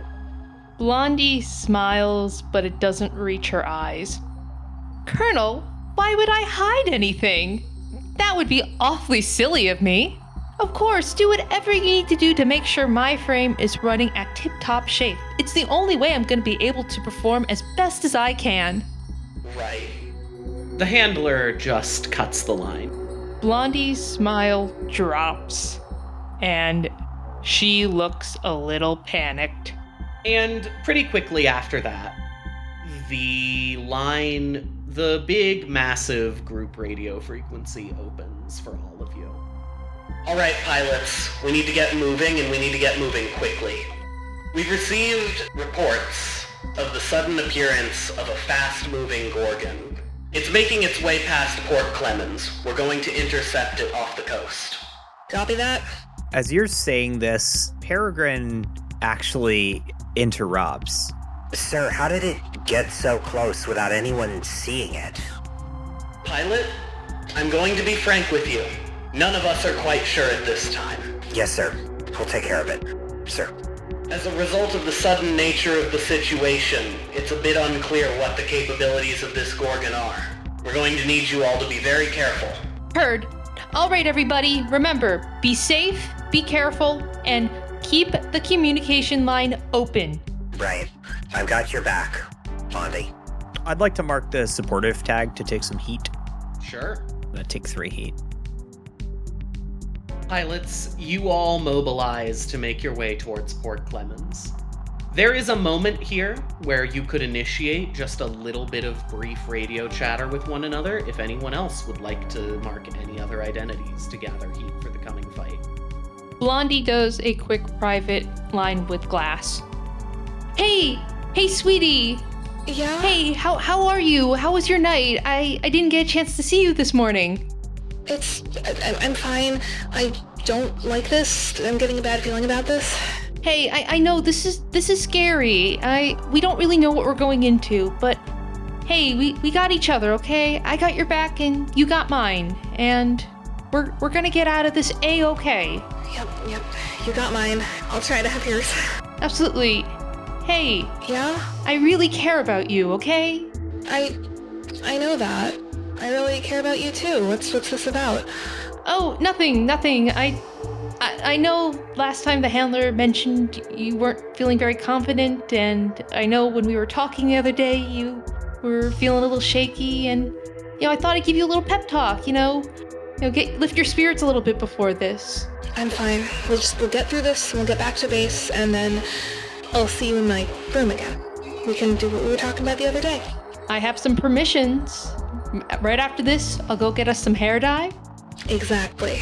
And maybe you can show me some tongue? I'd like to mark upbeat. Yeah, do it. How much heat are you taking? I'll take 3. Okay. Anything for Glass? I'm going to take traumatized. And I'm going to take 2 heat. And now she has 5. Cool. As the group of you approach Port Clemens, you hear from the handler. All right, pilots, stay still. You settle in. Your frames are knee-deep in the water off the coast. The town is not behind you, but off to one side of you. It's not in active danger, but you don't necessarily want to shoot over there if you can avoid it. Patience. It's on its way. Do any of you do anything to prepare? Peregrine's gonna roll to check sensors. I'll spend 1 heat. Make the play. That is, a 6 plus 1, so that's 7. Okay. I can ask one question. Yep, I'll answer one question. What does the Foundation want us to avoid? I'm gonna start narrating. Okay. But eventually the handler will speak and answer your question. Yeah, cool. You wait, and it is quiet, and you start desperately checking your sensors, and you do eventually get a reading off in the distance before you see it, but it's not long after you get the reading that you see it. The Gorgon appears, floating over the water, zooming across it. Behind it, the water is being kicked up in waves. It's just a sphere. It looks like it might be made of some kind of dark, coarse metal, and it does not seem to be heading right at you. It's then that the handler pipes up. All right, pilots, there it is. Intercept. Do not let it get away. Roger that. Peregrine is going to make the all-out attack play, spending 2 heat, and I'm also going to use the Oracle has a specialty. Peregrine is going to use the railgun that she has to target this thing and fire at it. All right. So let me roll for that. As an aside, really quick, while you're doing that, I'm going to mark some of your assets as damaged. Your frames are fresh off of another mission. You're not in top condition, all of you. So don't mind me doing that. No, you're good. Also, cool story. I just rolled a 5 plus 2, so that's a 7. That's not good. No, certainly not. So, on the beyond visual range, normally that would allow me to protect my asset from damage on an 8 to 10 or 11 plus, but not on a 7 or less. Ooh. So I get the normal effects of that, and also you can make the close distance play to basically immediately attack me. Okay, I get to pick one from each list, but they can definitely defend their asset. I would like to, from the top list, I'd like to protect my asset from damage. Mm-hmm. And on the bottom list, I put someone else in a worse position and my handler makes a play against them. So if they're able to defend their asset, they take no damage from this.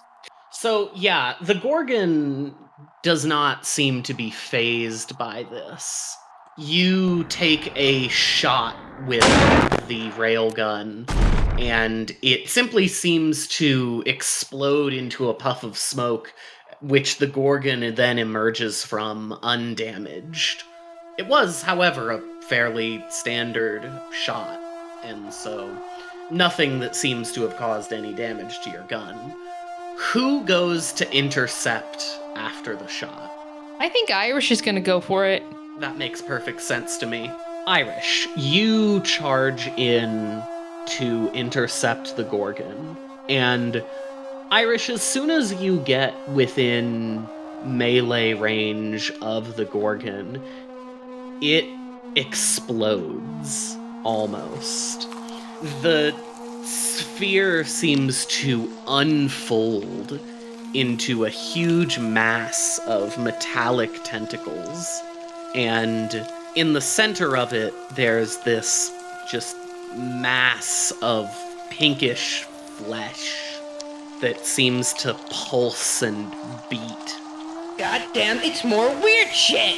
It immediately begins to go and lash out at you. Oh, hell no! It grabs at your frame and starts to hold you down. I'm going to go for an all-out assault. I will spend 2 heat on this. Okay. Irish, you're struggling, and you can roll, and you can think about what the results of your roll are. And spend your heat, make your roll, think about what you want to pick with your result. Don't tell me yet. Mm-hmm. Because, Blondie, something happens. 2 things happen, in fact. The first is that you feel the moonlight bow beginning to act up again. It once again extends without your say-so, and you can feel something inside of it, just like you've been able to feel. Oh no, not again, not again! Blondie, how does the moonlight bow change as the void lurking within your frame reveals itself? The bow gets a mind of its own. It starts to aim itself at the other pilots without any influence from Blondie. What physically looks different about it right now? It's darker. It's usually this beautiful, white, shining bow. Photographs wonderfully. But now it's dull, and the brilliant white of it has become almost a metallic gray, like someone sucked the life out of it. Blondie, the Gorgon does something to you. You hear something strange. You hear singing over your comms. Let me take a quick peek at you. I'm going to mark the closeted tag, and you need to spend heat and roll right now. All my heat? You need to spend however much heat you choose and roll. I'm not going to tell you what this is for. I'm gonna use all 3 of my heat. Okay.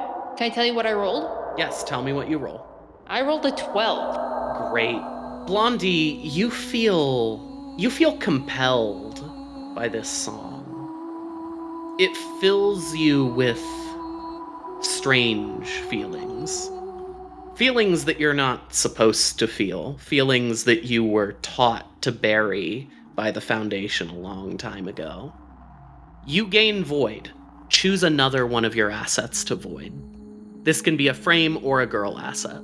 I'm going to void my champion's hammer. Here's the thing about what happens, Blondie. I need you to, first of all, immediately make a play.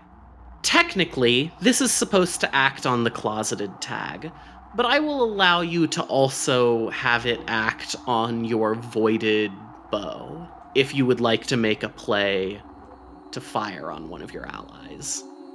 I will. Then who are you making an all-out assault against? The last person touched by the Gorgon before this happened was Irish. It's true. So I think, having been filled and influenced by this monster, and that being the last person that the monster had touched, my bow's going to naturally aim for Irish. Irish, let's focus in on you again. I asked you to make the roll on your all-out assault play. How did it go? Really bad. I got a 5. Okay. Irish, I'm not gonna take the time to tell you what happens, because at the end of the day, you don't protect your asset. I'm telling you that you don't protect your asset. Because even if you protect your asset, your frame is pierced by the moonlight bow. The arrow shot from it not gleaming and radiant, but dark and crackling. And the rest of you in the cadre hear Irish's comms go completely silent. And then Handler Williams saying, Pilots, what's going on out there? You hear Pinup on the comms. What the fuck just happened? Holy shit! Eurydice pops in. Blondie, what the fuck is going on? It was your arrow. What the fuck is up with your fucking frame? time! Blondie, you hear the voices of your teammates, but they're distant and far. And I think... Do your lips part? Blondie, snap the fuck out of it, Violet. Blondie, you open your mouth to speak, and you exhale, and you seem frozen. And over everyone's comms, you hear the ethereal singing that Blondie was hearing a moment ago.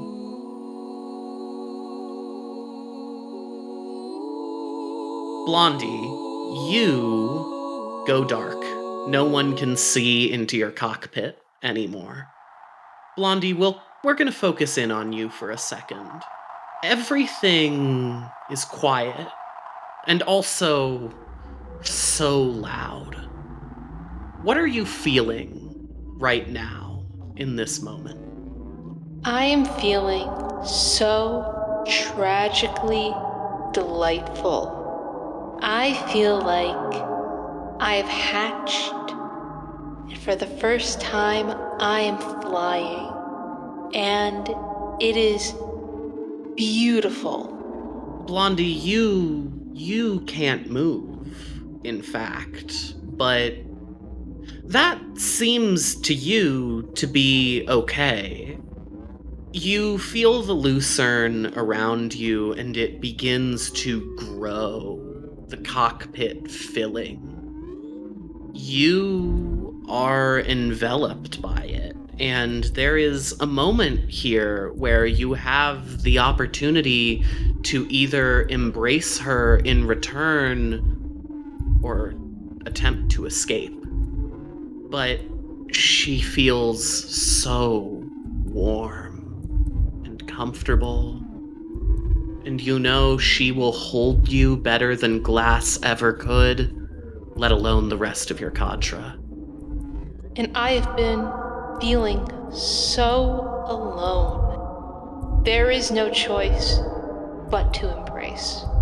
The rest of you watch as the Gorgon lets go of Irish's frame and turns towards the rest of you, while simultaneously the lucerne drops to its knees in the water, the champion's hammer fusing into its arm, and flesh cascading and rippling out from within it.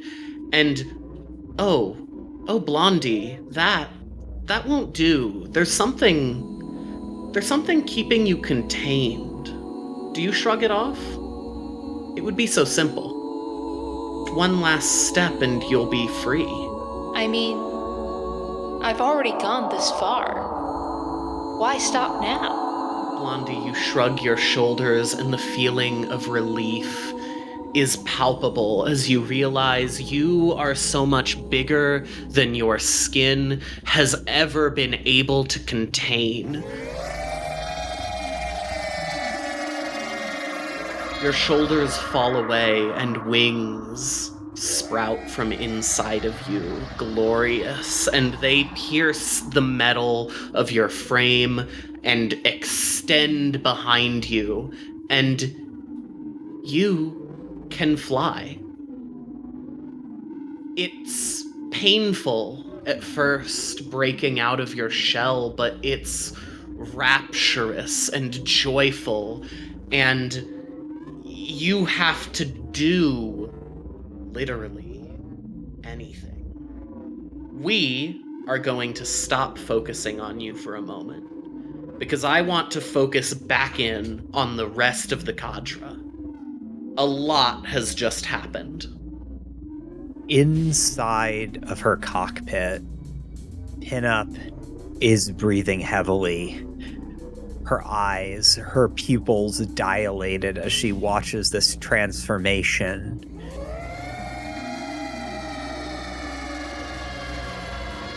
She steels herself, turns away from the Gorgon, and without thinking, runs towards Blondie, screaming wordlessly into the comms. She's going to make an all-out assault on Blondie, using the heroine's Naginata as the asset. Amazing. And she rolled a fucking 2. Pinup, make your choices. I push myself, taking a tag and attacking a second one of their assets. And you know what? It doesn't matter what the other one is, because I'm going to die. I get hit and they damage one of my other assets. Blondie, Pinup is coming at you. What are your real feelings about Pinup? Blondie has always admired Pinup, and while she jokes with them and has this rivalry, she has a fondness for Pinup and truly considers Pinup to be a friend above all else. Blondie, how do you kill Pinup? Blondie sees Pinup coming at them, and Blondie dives right through their frame, going in and out of them like her arrow went out of Irish. Pinup, your body is pierced through your frame. Do you have any final words? I don't think Pinup has time for final words. It doesn't have time for thought. It is simply there one moment and not the next. And it dies wordlessly, a stain on the dirt.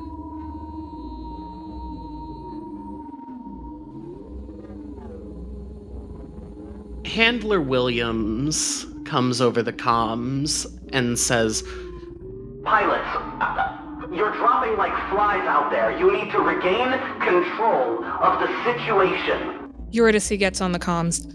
Colonel, we have a Harvey situation. We're getting the readings now. Take care of it, Colonel. Peregrine is looking around. She's gripping the controls in her frame tightly, but she's still breathing evenly, calm as she can possibly be. Colonel, the Gorgon is still out here. Let me take care of it. I need permission to fire the Damocles. Permission granted.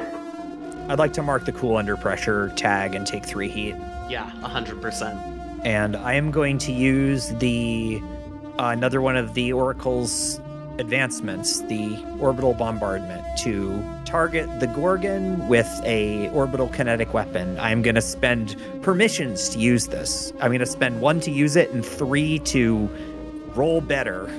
This is an automatic go for the core, ignoring all undamaged assets and rolling a base of -1. I'm spending 3 additional permissions, so I'll be rolling at +2. Come on, dice. Let's fucking go. That is good. 7 + 2. That's a 9. All right. Tell me what happens on a 9.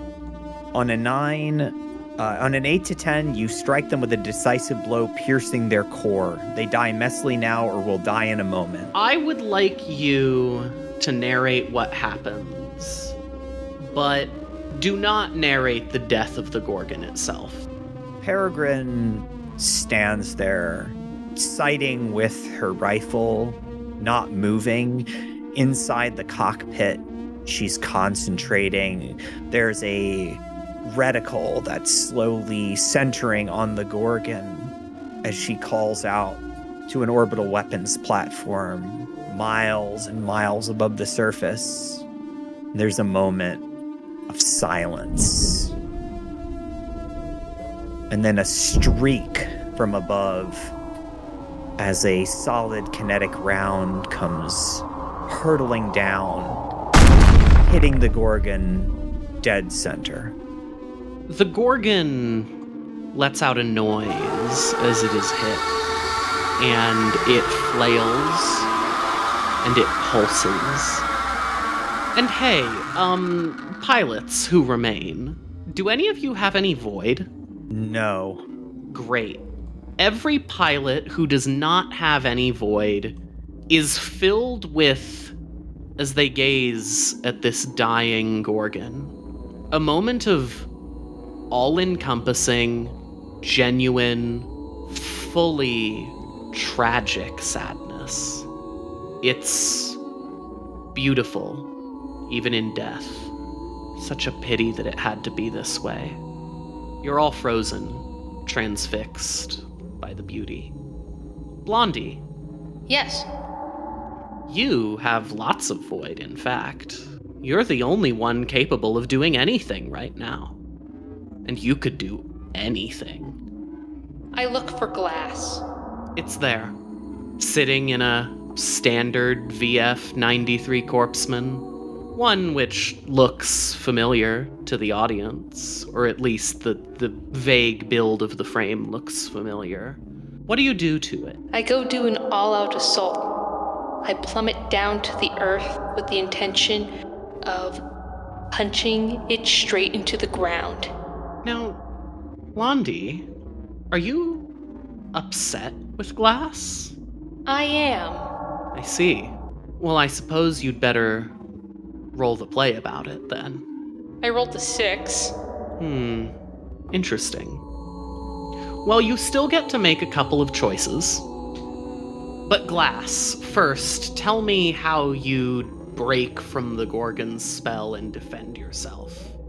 Glass stares at this explosion until she sees a glint from the side of her, and she sees, is Blondie out of the frame? Is Blondie just free and flying? Blondie is still encased within the frame, but I think, Chrissy, you should tell us. Is Blondie exposed? Can you see her breaking free from the confines of the cockpit? Or is she encased safely within? I think when she shrugged her shoulders free, I think she's outside of it. I think she's just flying around. Then I think what it is that Blondie, you are still encased within the frame, but we see the frame is part of you now. It would be impossible for you to leave the frame. If you were to do that now, you would become a Gorgon. No. Then I'm still in my frame.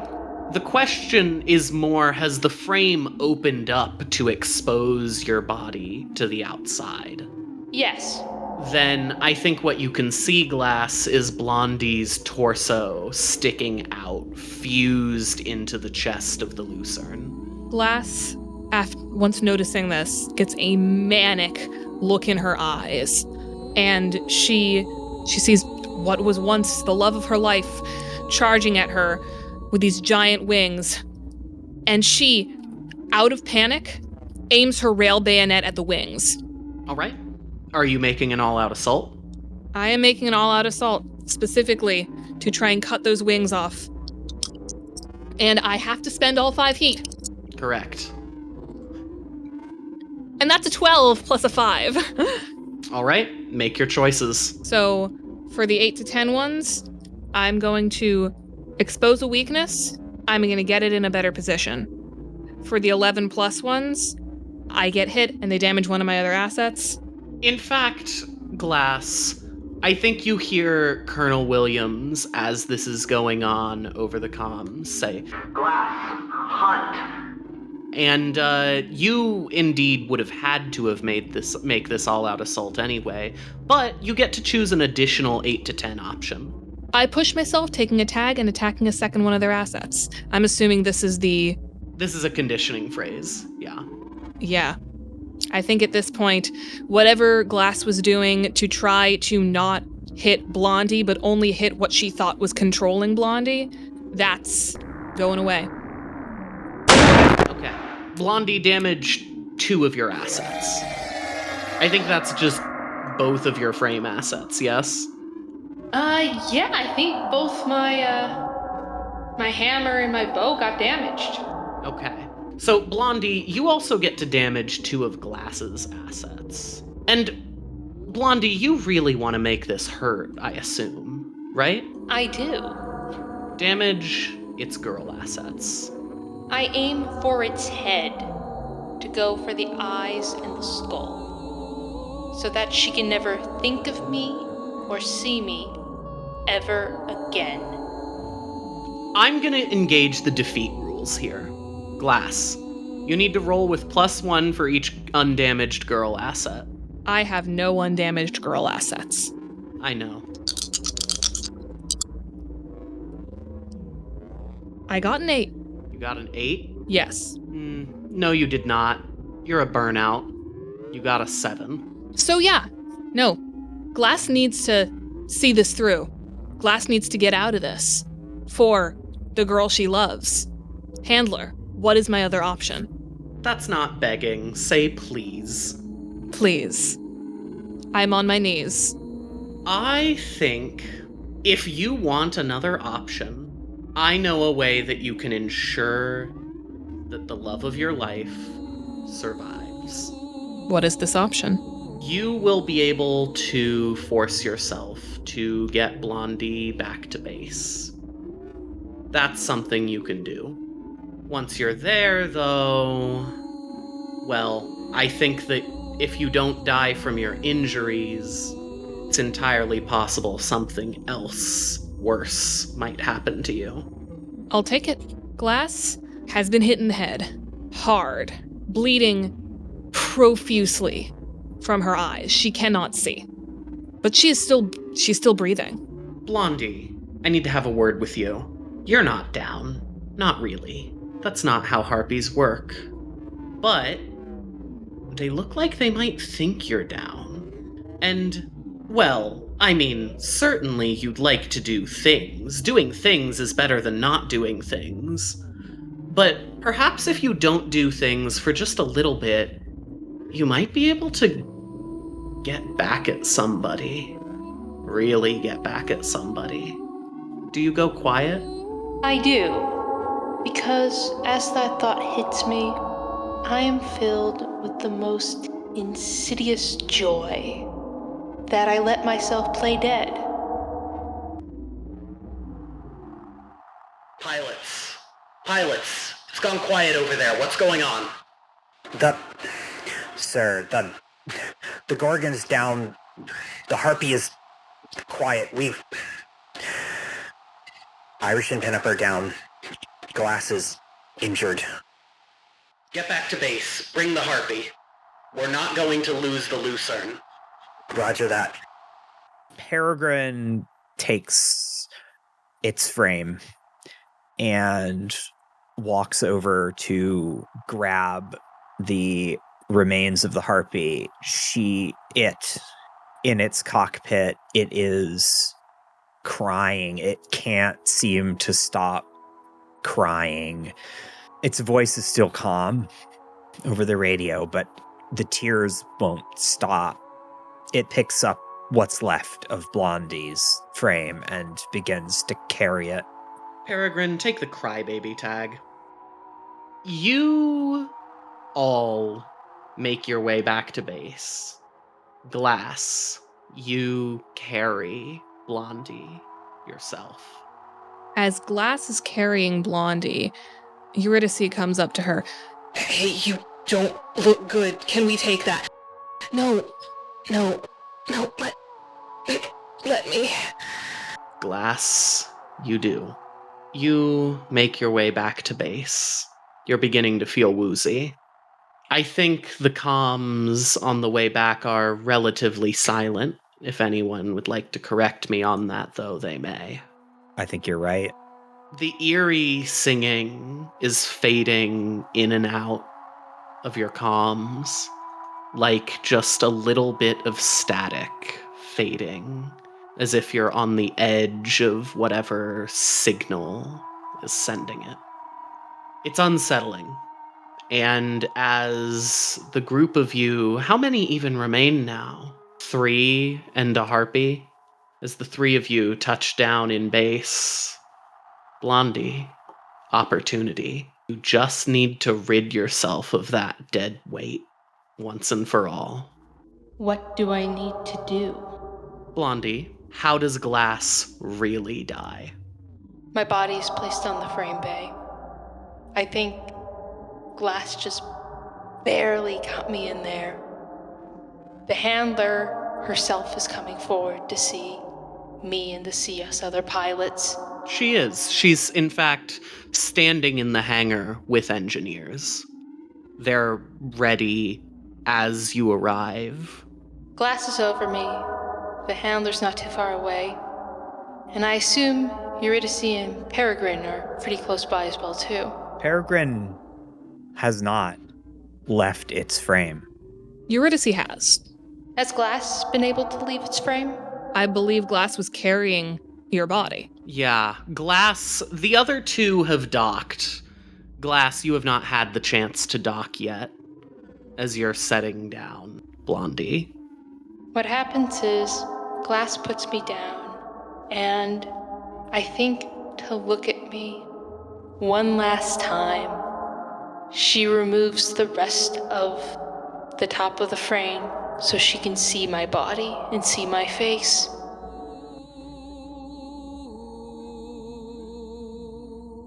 And when she does that, Blondie's eyes shoot wide open, and she claps her hands, Glass's head in between them, as hard as she can, and she smashes it. The handler starts and begins to scramble back and says, Eurydice, Hunt, get back in your frame. Eurydice jumps right back in. Blondie turns to where she has heard the handler scrambling, and something clicks in her head when she sees the handler, and she feels a different type of upset than when she felt at Glass.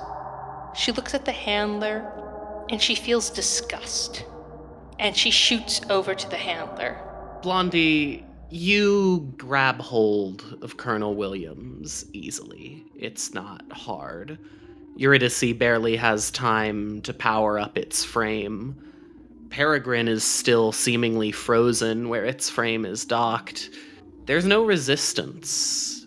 The arms of the Lucerne, engorged and throbbing, have grabbed hold of Colonel Williams, your handler, picked her up, and brought her close to your face, Blondie.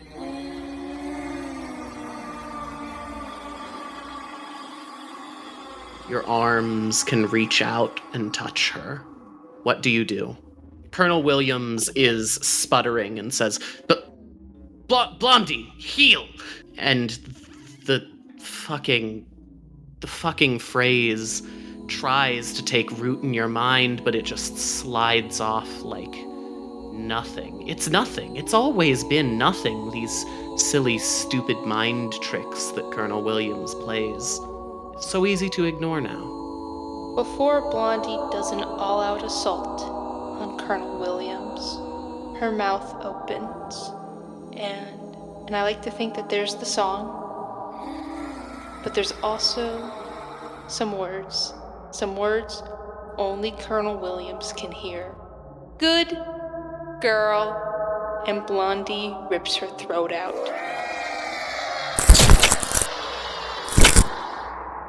Blondie, you do so. I'm not even gonna make you roll. There's a moment, Eurydice, as all of this is happening, where time seems to stand still, and you could swear the Colonel looked at you and opened her mouth, but before she can get out any words, her throat is open. A rage falls over Eurydice, and I'm making an all-out assault. I'm going to spend both of the heat I have to do this. It's a good thing I did because I rolled a 6, so I have a, so that's a 8. No, you don't. You handler's pet. There's no handler here to help you. You rolled a 6. Mark your tag. Okay, so I guess I was going to use my missile racks. It's not safe. We are in the hangar bay, but I don't fucking care. So yeah, I'm pitting the missile racks against the Harpy. I'm going to, on the 8 to 10 list, push myself, taking a tag, attacking a second one of their assets. Oh, one thing I forgot to mention. When I became a harpy, I gained 2 additional frame assets. I now have a bone steel blade, and I have regenerating flesh. I think after Blondie killed the Colonel, something wants to come out of her. And as she's learned in this body, why let things weigh you down when you could be free? And she lets it grow, and she lets it leave her, and it's made of her bone, and it's made of her flesh. A blade, sharp, deadly, glistening white. And she turns around when she hears Eurydice, and her eyes lock on you. Eurydice, do you look me in the eyes? Yes. What do you see? I see pitch black and pure hatred. That is the last thing you see before Blondie charges at you.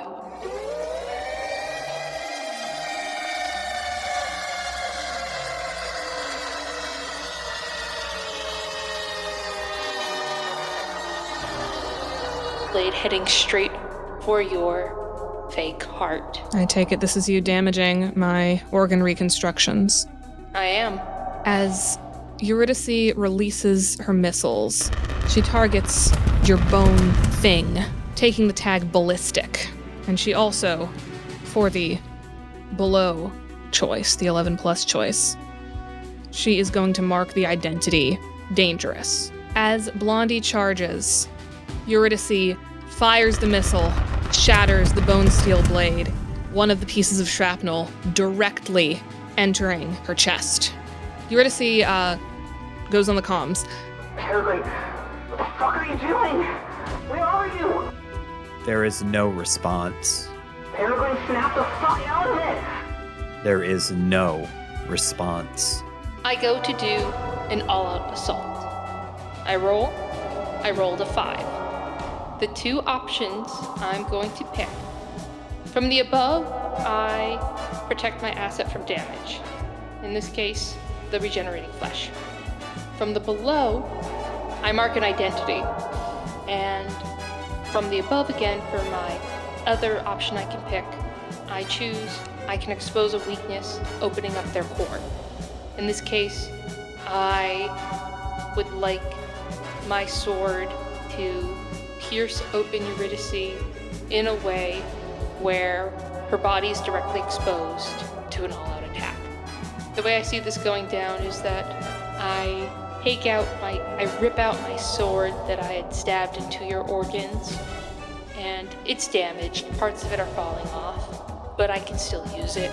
I don't need it for that much longer anyway. And I go to stab you again, and this time I'm doing this a bit more defensively. I'm getting smarter the longer I survive. And this time I do a tactical attack on you, and I go to damage the center of your frame in a way where your chest is directly exposed to the outside world. I want to say this destroys the reinforced cockpit liner. Eurydice is now out in the open, still piloting the frame, but completely vulnerable, flesh-wise. And Eurydice is going to all-out assault in return. Eurydice is going to pit her Athena fire control computer and everything connected to that to knock Blondie down once and for all and destroy her regenerating flesh. All right, well, I have no fucking heat. I still got an 8. No, you didn't. You're too hot-headed right now. You've been fighting in this enclosed space. You've been firing off your missiles. You're losing control. Ballistic. I think you rolled a 6. Okay. Well, once again, from the 8 to 10 list, I push myself. I take a tag, I attack a second one of their assets. But I get hit and they damage one of my other assets. I'm going to, with all my strength Every single missile my frame still has, I am going to blow as much of that regenerating flesh off of Blondie as humanly possible. But, well, I am exposed, and I'm certainly breaking some of my titanium bone replacements. But Blondie, whatever you are, whatever's in control of you, you are down. And I want to say, you're not moving. So I'm doing a defeat play. When a harpy's frame has all its assets damaged. I rolled an 8. As Blondie falls, Eurydice, still in the frame but exposed, spits on the fallen harpy. You were the poster child of this place. You were what the world looked to. What are you now? I'm marking family friendly to bring that down to a 6. I rolled a 6, and for my harpy defeat play, I choose the option of your frame body shuts down. You can let them take you, or cut your link yourself and rip your way free, fighting until they make you truly helpless. And I'm going to cut my link. As you cut your link, Blondie, the door to the frame bay opens, and there are some people standing there. Some of the engineers who had been here before, and now following them a gaggle of scientists, including a face that you will soon come to know very, very well. That of one Dr. Mizuki Saito. Yeah. Real quick thing. As your showrunner, even the houndsman has a master. Could you open up your character sheet, please? Certainly. Well, I actually don't think I have one for Dr. Saito on here, but... No, your character sheet. I see. All right.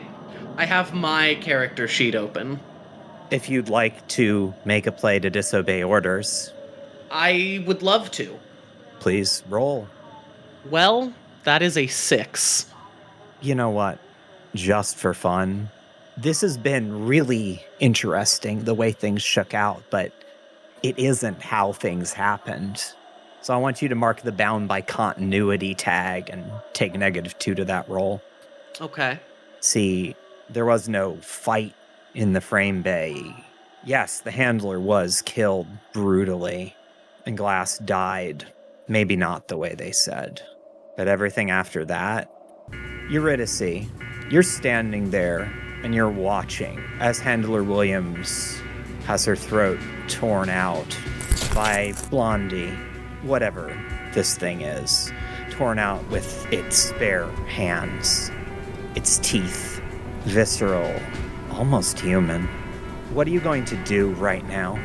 I am going to kill the harpy. As you run toward the harpy, the door to the frame bay opens. We see a number of people standing there, and in front of them are soldiers wearing body armor, carrying assault rifles.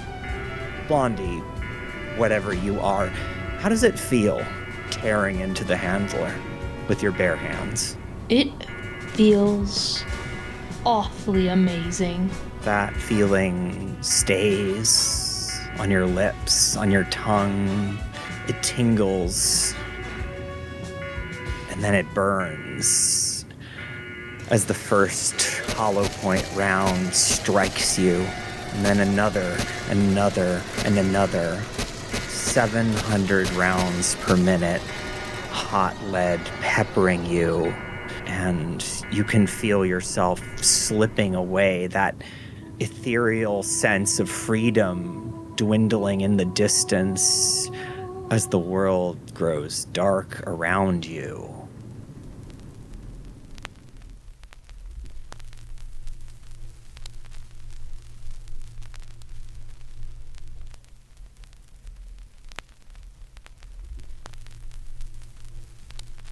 And now Dr. Saito runs into the frame bay, and as far as they or anyone else here knows, this is how it always happened. Please, continue. All right then, I need everyone on deck right now. Hurry, you. Get in there and carve it out now. Eurydice, keep holding it down. Copy that. Peregrine. There's still no response from Peregrine. It is inside the frame. You two. They motion to a pair of engineers. Get it out of its frame. The engineers quickly hurry over and begin the process to forcibly disengage the frame. I think as Peregrine is taken out of the frame, it looks alive, probably, but it's not moving. It's not focusing on anything. It looks like a limp doll. Eurydice looks back as Peregrine is taken away and just sees what happened. She doesn't stop holding Blondie down. Get it in for testing. A set of doctors take Peregrine and take it away. Excuse me, Peregrine gets pronouns, doesn't she? Not anymore. Okay. A set of doctors take it away. And Eurydice, I think that's the last time you ever see Peregrine. As you hold the harpy down, indeed, Dr. Saito and some of their scientists walk over and begin the work of carving away the overgrown flesh and forcing Blondie out of the frame. Blondie, you, as you are cut loose, feel small. So much smaller than you've ever been. So small. And your mind feels like it's... You know that you should be feeling more. You know that you should be thinking more. But you can't really process or voice any of this. Dr. Saito injects you with something, and that makes it all so much worse. It's like you're being shoved into a box, and that's a feeling you're going to feel even more acutely in the coming weeks. Eurydice, get docked. I'd like to speak with you. Yes. Eurydice leaves the frame. Cass, you are carted away. CA 5577. That's your name now. Eurydice, you are given a moment to collect yourself.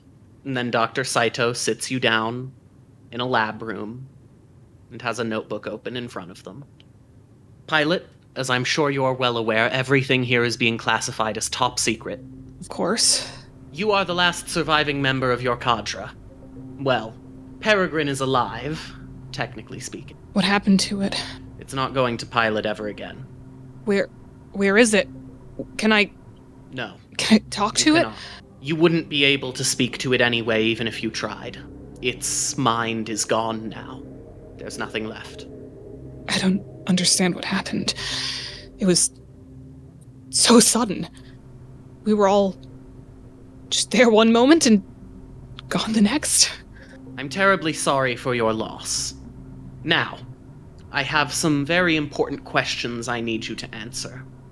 Sure, whatever. Just ask away. Dr. Saito takes you through a number of questions that you expect, the sort of questions we don't need to dedicate the time to here. What happened?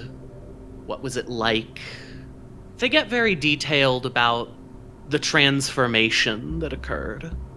And then Dr. Saito asks, in the days preceding the event, did you have any strange dreams?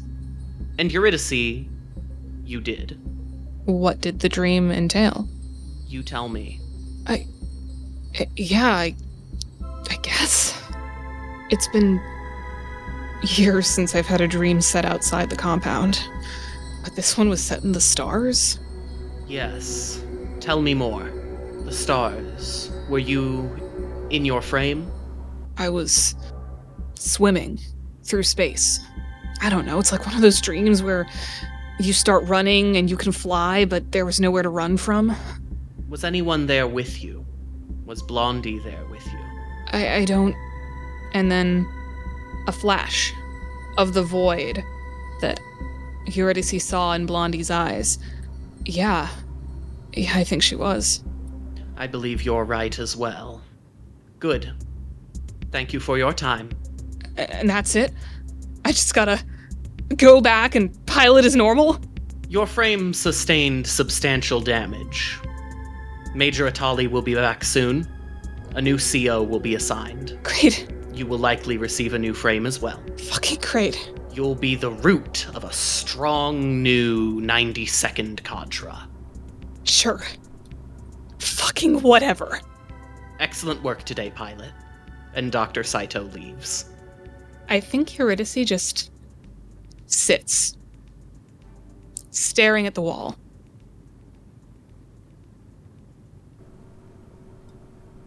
And that is the last thing that we have to see in December of 2234.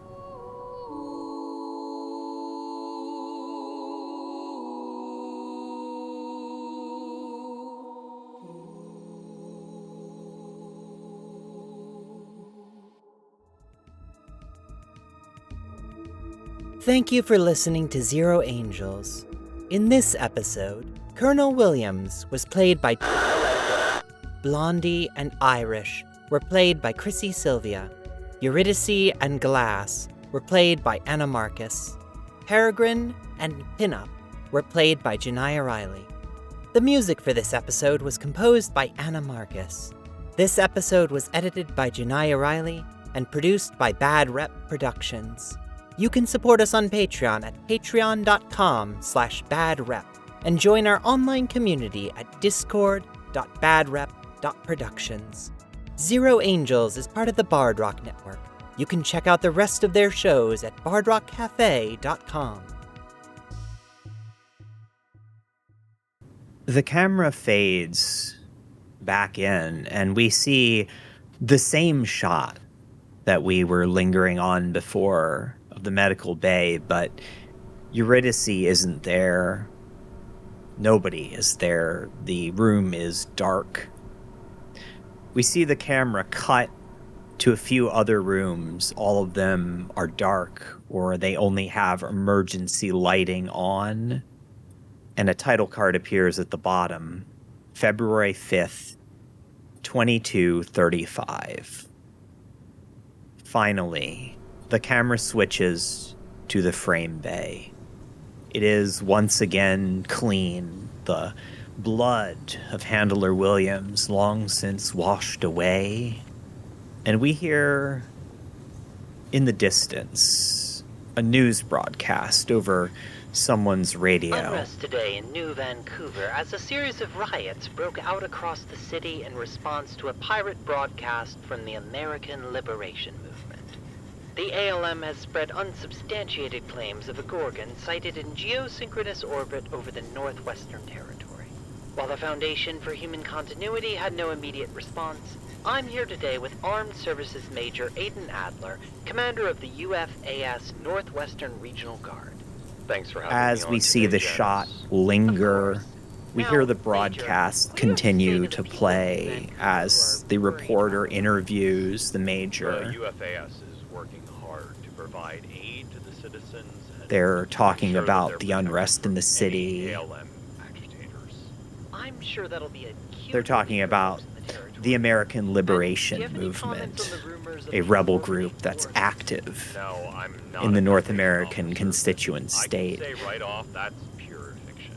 We're aware of Gorgon activity well in advance. And as the broadcast The idea that a Gorgon is up there is fades into the distance, we see a series of matte black frames being airlifted to the base. They're unfamiliar, almost hunched over. There are no markings or insignia on them. And as they're lifted one by one into the frame bay, the camera zooms in on the frames and cuts to black.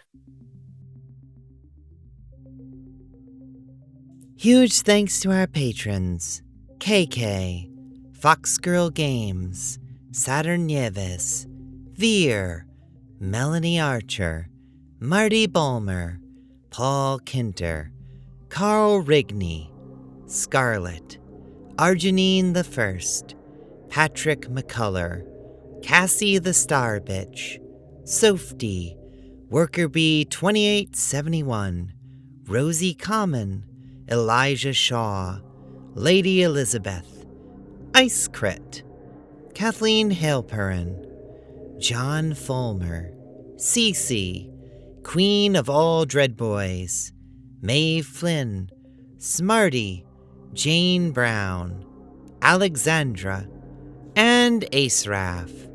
And of course, thanks to everyone for listening.